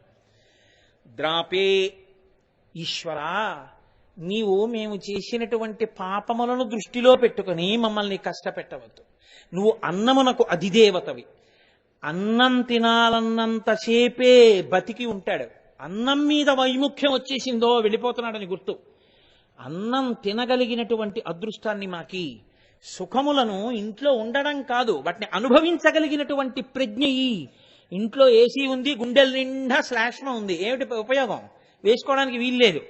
ఇంట్లో మంచి చింతకాయ పులుసు పెట్టగలిగిన భార్య ఉంది, ఒంటి నిండా బీపీ ఉంది, ఏమిటి ప్రయోజనం? తినడానికి వీల్లేదు. ఇంట్లోనేమో బాగా ముగ్గిన సీతాఫలాలు ఉన్నాయి, ఒంటి నిండా 370 షుగర్ ఉంది, ఏమిటి ప్రయోజనం? తినడానికి లేదు. ద్రాపేయం ధసస్పతే దరిద్రం నీలలోహిత ఏషాం పురుషాణాం ఏషాం పశూనాం ఆభేర్మో రోమో ఏషాం కించనా మమత్. ఇది అభిషేకం. చల్లబడు తండ్రి. నువ్వేం చేస్తావో తెలుసా? అన్నం తినే అదృష్టాన్ని సుఖములు అనుభవించగలిగిన అదృష్టాన్ని నాకే కాదు, పశువులకి శం చతుష్పదే శం ద్విపదే, 2 కాళ్ళున్నవి 4 కాళ్ళున్నవి మా పశువులు మేము ఆయుర్దాయంతో సంతోషంగా ఆనందంగా ఉండగలిగినటువంటి స్థితిని కటాక్షించు. మా పాపములు చేసి ఉన్నాయే అవి చూసి మా మీద కోపం పెంచుకుని ఇలా వేలు చూపించి మమ్మల్ని మా మీద పగపట్టి మమ్మల్ని నరకంలోకి తొయ్యకు. తండ్రి మమ్మల్ని కాపాడు, మా బుద్ధిని మంచి వైపు ప్రచోదనం చెయ్యి, మాతో మంచి పనులు చేయించు, మమ్మల్ని మా పశువుల్ని కాపాడు. ఓ నీలలోహిత రుద్రుడా నువ్వు ఇది చెయ్యగలవు. నీలలోహిత రుద్రుడు చేసేటటువంటి మహోపకారం అది. మీరు రోజు అందుకే రుద్రాభిషేకం చేయకపోయినా రుద్రాన్ని పారాయణ చేసి నీళ్లు విడిచిపెట్టి ఆ నీళ్లు తీర్థంగా పుచ్చుకుంటే చాలంత శక్తివంతం అంటారు. అయితే స్వరం తెలిసి ఉండాలి సుమండి, ఎవరు పడితే వాళ్ళు చేయడానికి వీల్లేదు అలాగా. కాబట్టి అది చేసి తీర్థం పుచ్చుకున్న అంత శక్తి. అది చేత కాకపోతే ఏ నీలలోహిత రుద్రుణ్ణి చూడడానికి ఏం కష్టం లేదుగా, బయటికి వెళ్ళి చూడగలరుగా తెల్లవారకట్ట లేచి. నేను తెల్లవారకట్ట కూడా లేవలేనంటే కృతఘ్నఘ్నాయ దేవాయ జ్యోతిషాం పతయే నమః. తానొచ్చినా తాను రానివాడు కృతజ్ఞుడు. ఈశ్వరుడే వచ్చినా రాకపోతే నీ కర్మ, నిన్నెవడూ రక్షించలేడు. కాబట్టి పశువుల్ని మన్ని మన బుద్ధుల్ని నరకం రాకుండా పుణ్యలోకములకు తీసుకెళ్లగలిగినటువంటి శక్తిని ఇన్నిటిని కలిగిన వాడై ఉదారుడై ఉభయ సంధ్యలయందు దర్శనమిచ్చి సమస్త భూతములను కాపాడగలిగినటువంటి వాడై ఏమీ చదువుకోని వాళ్ళ దగ్గర నుంచి చదువుకున్న వాళ్ళ వరకు అందరికీ దర్శనమిచ్చేటటువంటి సులభుడైన పరమశివుని యొక్క రూపమేదుందో దానికే నీలలోహిత రుద్రుడు అని పేరు. ఆయన చేసే పని ఏమిటో తెలుసా అండి? ఇప్పుడు నిత్య జీవితంలో పొందవలసిన దానికి రండి. శంకర భగవత్పాదులు షట్పదీ చేస్తూ అక్కడ చెప్తారు ఆ రహస్యాన్ని. దామోదర గుణమందిర సుందర వదన రవింద గోవింద జలమధ భవజలధి మదన మందర పరమందర మపనయతం మే అని అడుగుతారు. ఏమి షట్పది, అద్భుతమైనటువంటి ఆ శబ్దాలు నడుస్తాయి అందులో. దామోదర గుణమందిర సుందర వదన రవింద గోవింద భవజలధి మదన మందర పరమందర మపనయతం మే. రకారం ఎలా దొల్లుతుందో చూడండి. శంకర భగవత్పాదుల స్తోత్రాలంటే అలా ఉంటాయి. సంసారం అనేటటువంటిది పాలసముద్రం. ఇందులో మోక్షమును అపేక్షించినటువంటి వాడు భక్తి అనబడేటటువంటి తాటిని కట్టి పరమేశ్వరుడు అనబడేటటువంటి మందర పర్వతాన్ని దింపాలి. ఇప్పుడు ఈ భక్తి అన్న తాడు వదిలేశారో మీకు పరమేశ్వరుడు అన్న కవం ఉన్నా ఒకటే లేకపోయినా ఒకటే. ఈ భక్తి అన్న తాటితో పాలసముద్రం అనేటటువంటి సంసారాన్ని చిలుకుతూ ఉండాలి. సంసారమును విడిచిపెడితే మోక్షం వస్తుంది అనుకోకండి. సంసారము మిమ్మల్ని వదిలిపెట్టదు. ఎక్కడికైనా సంసారం ఇక్కడ ఉంటుంది, సంసారం బయటేం ఉండదు. సంసారమునందుండి దాన్ని భక్తితో చిలకడం మొదలు పెట్టారనుకోండి, మీకు ఒక విషయం అలవాటైపోతుంది. ఏమిటో తెలుసా అండి? మీరు భక్తితో సంసారమును చిలకడం మొదలు పెట్టగానే మీకు ఉత్తర క్షణం గొప్ప అనుగ్రహం కలిగిపోయి వెంటనే పరమేశ్వర దర్శనం అయిపోతుందని మీరు అనుకోకండి. ముందేం ప్రారంభమవుతుందో తెలుసా అండి? ఏవి మీరు ఊడ్చి చాటకెత్తాలో మీకు తెలుస్తుంది. మీరు పట్టుకున్నారో లేదో నేను అన్నమాట. ఇల్లు తుడిచేవాళ్ళు మీరు చూడండి, వాళ్ళు ఏం చేస్తారు? ఎక్కడికక్కడ పోగెత్తి కిటికీల్లోంచి విసరడం అలా చేయరు. జాగ్రత్తగా అన్నిటి కింద నుంచి చీపురు కట్టతో ఇలా లాగుతూ ఉంటారు. ఓ ఉంగరం ఉంది అక్కడ, వాళ్ళు ఏం చేస్తారు? తుడిచేయడమే నా ప్రయోజనం, తుడిచేస్తారా? వెంటనే ఇలా తీసి అయ్యయ్యయ్యో ఎవరే ఉంగరం ఇక్కడ పడేశారు, వద్దంటే వినవు, ఉంగరం పెట్టమ్మా ఉంగరం పెట్టమ్మా ఉంగరం పెట్టమ్మా అని తినేస్తావు. చూడు ఉంగరం ఎక్కడ పడేశావు. ఆ వేలుకి గట్టిగా ఉండట్లేదనైనా దారాలు కట్టాను, ఆ దారాలన్నీ పీకేశావు. చూడు ఉంగరం ఎలా పడిపోయిందో. నేను చూశాను కాబట్టి సరిపోయింది, అవతల అన్ని పనులు ఉన్నాయి, మళ్ళీ నీ కాలేజీకి వంట ఉండాలి, నేను గబుక్కు తుడిచేస్తే ఏమయ్యేది అని. బంగారు ఉంగరం అయితే మళ్ళీ కూతురికిస్తుంది, అవతల పారేయవలసిందైతే అన్నిటినీ తీసి పోగు పెట్టారంటారు. మీరు జాగ్రత్తగా గమనించాలి ఆ మాట. ఏం చేస్తారో తెలుసండి? పోగెడతారు అంటే ఒక మూలకి చేరుస్తారు. చేర్చి ఇప్పుడు దీన్ని చీపురి కట్టతో జాగ్రత్తగా చాటలోకి ఎత్తుతారు. ఎత్తి ఈ చాటలోని పోగంతటిని తీసుకెళ్ళి డబ్బాలో వేస్తారు. ఇలా అన్ని గదుల్లోది పోగెట్టి పోగులన్నీ ఎత్తి డబ్బాలో వేస్తారు. ఈ డబ్బాలో పోగంతా పట్టుకెళ్ళి వీధిలో ఉన్న పెంట పోగులో పోస్తారు. ఈ పోగునంతటిని ఇంకో ఆయన పట్టుకెళ్ళి ఇంకో చోట పోస్తాడు. దాన్నంతటినీ కలిపి కాల్చేస్తాడు కదూ. మీ ఇంట్లోనే ఏర్పడినటువంటి ధూళిని మీ ఇంట్లోనే మీరు తుడిచి పోగు పెట్టి ఎత్తడం రావడమే హాలాహలం అనేటటువంటి దాన్ని భక్షించడం. సంసారంలో ఉన్నవాడికి కామము, క్రోధము, మదము, మాత్సర్యము ఇవి లేకుండా ఎలా ఉంటాయండి నాకు చెప్పండి. చాలా మంది ఏమంటారంటే కామక్రోధాదులను వదిలిపెట్టండి అంటారు. వదిలిపెట్టడానికి నేను పట్టుకోలేదు, అవి నన్ను పట్టుకున్నాయి. నేను వదిలేయడం ఏంటి? నేను వదిలేయాలంటే నేను పట్టుకుని ఉంటే కోపాన్ని, ఓ కోపమా నిన్ను వదిలివేయుచున్నాను అని సంకల్పం చేసి వదిలేస్తాను. నేను వదలలేదు, నేను కాదు పట్టుకున్నది, అది పట్టుకుంది నన్ను. అస్తమానం పట్టుకుంటుంటుంది వచ్చి. నాకు ఒళ్ళు తెలియదు ఇంకంతే, ఇంకా దానిలో పరవశం, ఎంత కేకలేసేస్తుంటాను. అంటే అలా వేస్తుంటావా అనుకోకండి, నేను ఉదాహరణ చెప్తున్నాను అంతే. కామము నేను పట్టుకోలేదు, అది నన్ను పట్టుకుంటూ ఉంటుంది. పట్టుకుంటే అంతే. అజామీరుడు ఎంత గొప్పవాడు, పడిపోలేదు, జారుడి మెట్ల మీద పడిపోయినట్టు పడిపోతాడు అంతే. పట్టుకోకూడని రీతిలో కామం పట్టేసుకుంటే, లోభము పట్టకూడనంత పట్టుకుంటే పడిపోతాడు అంతే. ఇవి నిన్ను పట్టుకుంటాయి. ఇవి నిన్ను పట్టుకుంటున్నాయి అని నువ్వు గ్రహించి వీటి నుంచి నిన్ను విడిపించమని ఈశ్వరుణ్ణి ప్రార్థించాలి. అప్పుడు ఈశ్వరుడు ఏం చేస్తాడో తెలుసా అండి, వీటిని పోగెట్టడం నేర్పుతాడు. పోగు ఎప్పుడు పెడతారు మీరు? అది చెత్తని మీకు తెలిస్తే, ఇది అక్కర్లేదు బయట తీసేద్దాం అంటేనే పోగెడతారు. అసలు ముందు పోగెట్టడం వస్తుంది. ఓ ఇది మన దగ్గర ఉండకూడనిది, ఇప్పుడు ఉండకూడనిది దేని వల్ల వస్తోందో మీరు పట్టుకున్నారనుకోండి, మీరు ఏం చేస్తారో తెలుసా అండి. కాబట్టి ఆ వస్తువుతోనన్నా సంఘం తగ్గించేస్తారు. ఒకరితో సంఘంలో ఉండడం వల్ల మీకు ఎక్కువ కోపం వస్తుంది అనుకోండి, రాకూడదు. ఆ వ్యక్తి మీకు భగవన్ మార్గంలో సహకరించకపోగా మీ యందు రాక్షసత్వాన్ని పెంచుతున్నాడు ఆ మాటలు, ఆ సంఘం తీసేస్తారు. వద్దు, ఇతనితో దూరంగా ఉందాం మనం. తర్వాత స్థాయిలో ఏం చేస్తారు, అలా ఎంతమందిని మీరు పక్కకి పెడతారు. ఇప్పుడు వాళ్ళేం మాట్లాడుతుండండి, దాని ప్రభావం మీ మీద లేకుండా, మీరు కోపం పొందకుండా మీరు యథాస్థితిలోనే ఉంటారు. ఇది విషం, ఇది హాలాహలం, ఇది అగ్ని, ఇది రెచ్చగొడుతూ ఉంటుంది, కాలుస్తూ ఉంటుంది. ఇది కామము, క్రోధము, లోభము, మదము, మాత్సర్యము, ఇవన్నీ కూడా హాలాహలమే. ఇవి పోగు పెట్టడం, పక్కకి తీయడం రావాలి. ఈ పోగు పెట్టడం అన్నది రాలేదనుకోండి, దానికి వశం అవ్వడమే మీకు చాలా సంతోషంగా ఉంటుంది. మీరు గమనించండి, ఈశ్వరుడి స్తోత్రం కన్నా మీకు ఎవరితో అభిప్రాయ భేదం ఉందో వాళ్ళనే తలుచుకు వాళ్ళతో మీరు మాట్లాడబోయేది వాడి మాట ఫోన్ చేస్తారు కదా, ఫోన్ చేసి ఓసారి మీ ఇంటికి వస్తానంటాడు. వస్తానంటే నేనేమంటానో తెలుసా, ఏమిటండో మీరు మా ఇంటికి రావడం ఏమిటి అంటాను. అన్న తర్వాత వాడు ఇలా అంటాడు, వాడు ఇలా అన్నా నేను ఇలా అంటాను అని, ఓ మీకు మీరే రెండు పాత్రలు అయిపోయి ఇలా అంటాడు, అలా అంటాను. ఎందుకు వచ్చింది ఇదంతా? కోపం. అంటే మీరు ఎలాగో అలా అవతల వాడిని కూడా బాధ పెట్టాలి. ఇప్పుడు బాధ పెట్టేస్తే మీకు తృప్తి అయిపోతుంది. ఇప్పుడు అలా అనుకోవడంలో కొంత తృప్తి అయిపోయాక ఓ 10 నిమిషాలు ఆగి, అసలు మీరే మా ఇంటికి రండి అంటే వాడు మళ్ళీ మంట వస్తుంది. వాడు అలా అన్న అంటాడు రోయ్. మీరు చూడండి ఎందుకు వచ్చింది ఇదంతా. పోగెట్టడం మీకు రాలేదు. మీరు మా ఇంటికి రమ్మంటే ఈశ్వరుడు పిలిచినట్టు, మన ఇంటికి వస్తే ఈశ్వరుడు వచ్చినట్టు. నీకేదో ఉపకారానికే వచ్చాడు, నీకెందుకు కోపం? నువ్వా పాడేది ఆయన మారాలని ఈశ్వరుణ్ణి ప్రార్థన చేద్దాం. అలా విని చక్కగా సాక్షి మాత్రంగా పంపించేద్దాం అంతే. ఈశ్వరుడు ఆయనను అనుగ్రహించుగాక, నాకు కోపము రాకుండా నన్ను ఈశ్వరుడు అనుగ్రహించుగాక. ఇప్పుడు ఏమైంది? మీరు ఎందుకంటే అక్కడ కూర్చోండి, మీరు కూర్చోండి వీళ్ళు. కాబట్టి ఈశ్వరుడు నన్ను అనుగ్రహించుగాక, ఈ భావన మీ యందు బాగా నిలబడి ఉండడం, కామక్రోధములను పోగు పెట్టడం, లోభమును పోగు పెట్టడం. మీరు చూడండి, ఇది ఎక్కడుంటుందో తెలుసా అండి? మీలోనే ఉంటుంది. శివాలయ పునర్నిర్మాణానికి రేపు హుండీలో వెయ్యండి అని నేను అన్నాను అనుకోండి,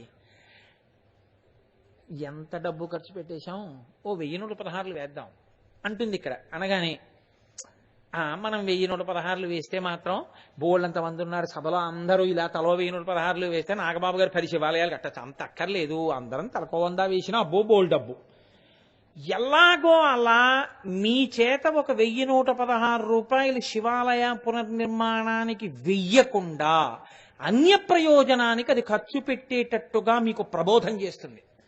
మీరు తుడిచారనుకోండి, నోరు మొయ్యి, నాకు తెలుసు ఇప్పుడు నువ్వు ఆ 900 రూపాయలు మిగిలిన వాటిని పట్టుకు తినేస్తే ఈ శరీరం రక్షింపబడుతుంది. 1116 శివాలయానికి వేస్తే ఈ జీవుడు ఎక్కడున్నా ఆరో వంతు పడుతూ ఉంటుంది. నా కోసం చేసుకోవద్దు, ఎన్నాళ్ళు నన్ను మభ్యపెడతావు, ఇలాగా వేసేస్తాను 1116 అని మీరు అన్నారనుకోండి, మీరు పోగెట్టేశారని గుర్తు. ముందొచ్చేది శివానుగ్రహము కాదు, జ్ఞాపకం పెట్టుకోండి. అందుకే పాల సముద్రాన్ని చిలికితే ముందు ఏదీ రాదు, హాలాహలమే వస్తుంది. దాన్ని ఎవరు తినాలి? శివుడే తినాలి. అదే అగ్రపూజ, అదే శివుడికే ఇస్తారు. ఎందుకో తెలుసా అండి? ఈ భావన ముందు పక్కకెడితే తప్ప మీరు అసలు సాత్విక భావన యందు నిలబడలేరు. నేను చాలా మంచిగా ఉంటానండి అంటే ఉంటారేంటి? ఎలా ఉంటారు? ఎలా కుదురుతుంది?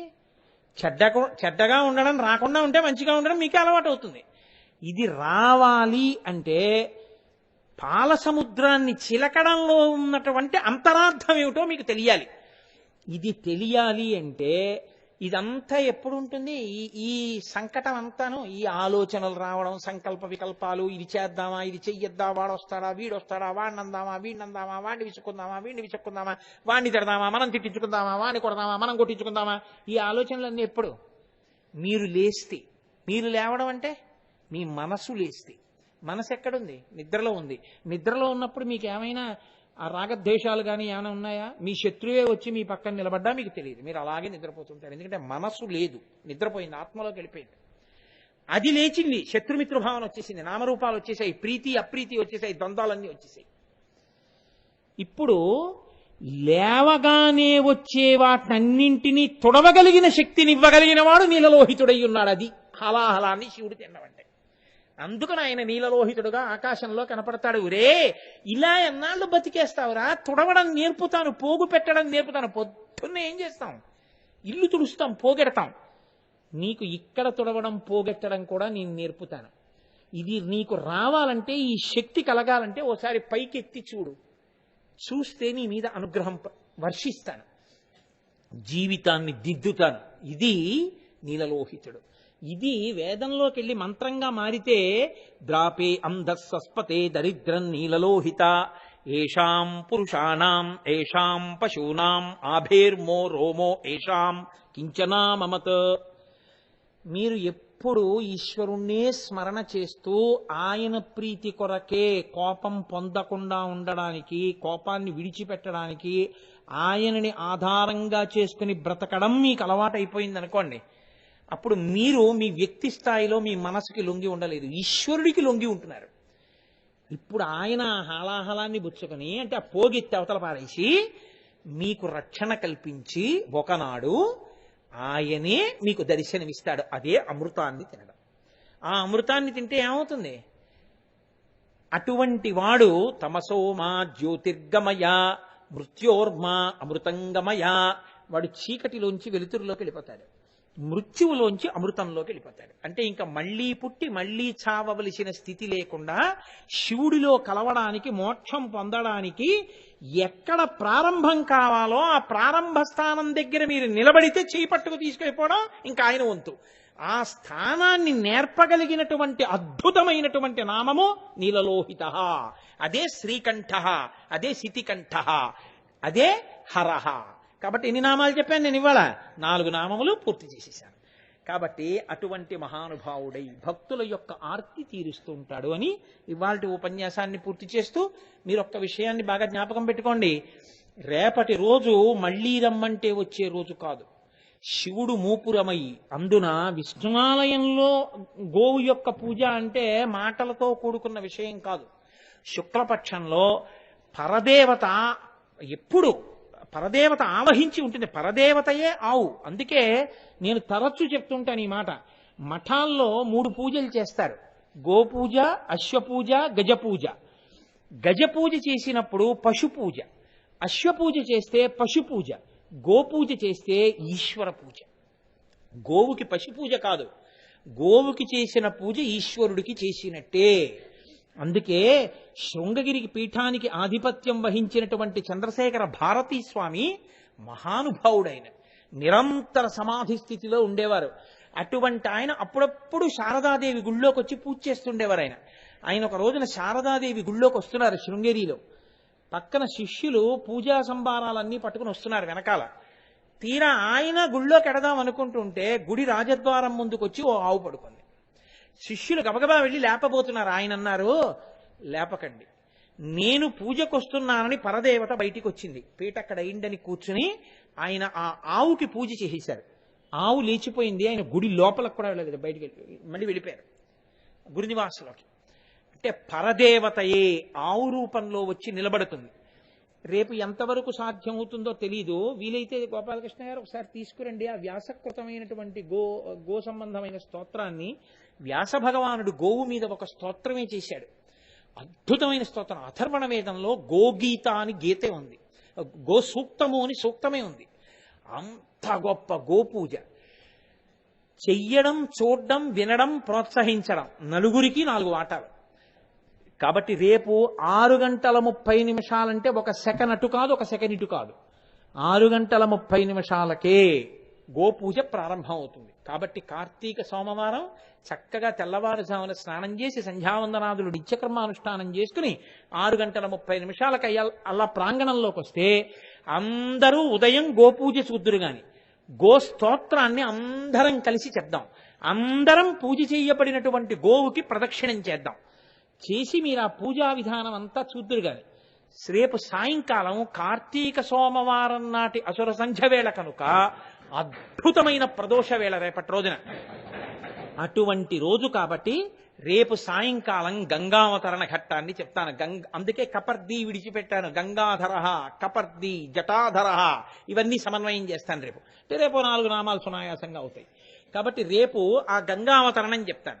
ఆ గంగావతరణం దాని గొప్పతనం ఏమిటో మీరు విందిరు గాని శంకర భగవత్పాదులు గంగాష్టకం చేశారు. వీలైతే రేపు మీ అందరితో ఉపన్యాసం అయిపోయిన తర్వాత ఆ గంగాష్టకం చేయిస్తాను. శంకర భగవత్పాదులు ఒక మాట చెప్పారు గంగాష్టకంలో. గంగ యొక్క బిందువు తల మీద పడ్డా, గంగ యొక్క బిందువు నాలుక మీద పడ్డా వాళ్ళ పాపములు ఉపశమిస్తాయని. వాల్మీకి మహర్షి రామాయణంలో ఏ ఘట్టానికి కూడా ఫలశ్రుతి చెప్పరు. అటువంటి వాల్మీకి మహర్షి ఒక్క గంగావతరణానికి, షణ్ముఖోత్పత్తికి ఫలశ్రుతి చెప్పారు, ఆదిత్య హృదయానికి. అంటే గంగావతరణం ఎంత శక్తివంతమైన ఘట్టమో చూడండి. రేపు ఆ గంగావతరణం విందురు గారి విన్న తరువాత రేపు ఉదయం అయ్యప్ప స్వామి దేవాలయంలో, ఆ పోలీస్ క్వార్టర్స్ లో ఉన్నటువంటి అయ్యప్ప స్వామి దేవాలయంలో స్వామివారి పాద సన్నిధిలో పెట్టి కాశీగంగ యొక్క కలశాన్ని పూజ చేసి తీసుకొస్తారు ఇక్కడికి. రేపటి రోజున మనందరం శంకర భగవత్పాదాచార్యకృతమైనటువంటి గంగాష్టకం చదివిన తర్వాత అందులో ఒక మాట అడుగుతారు.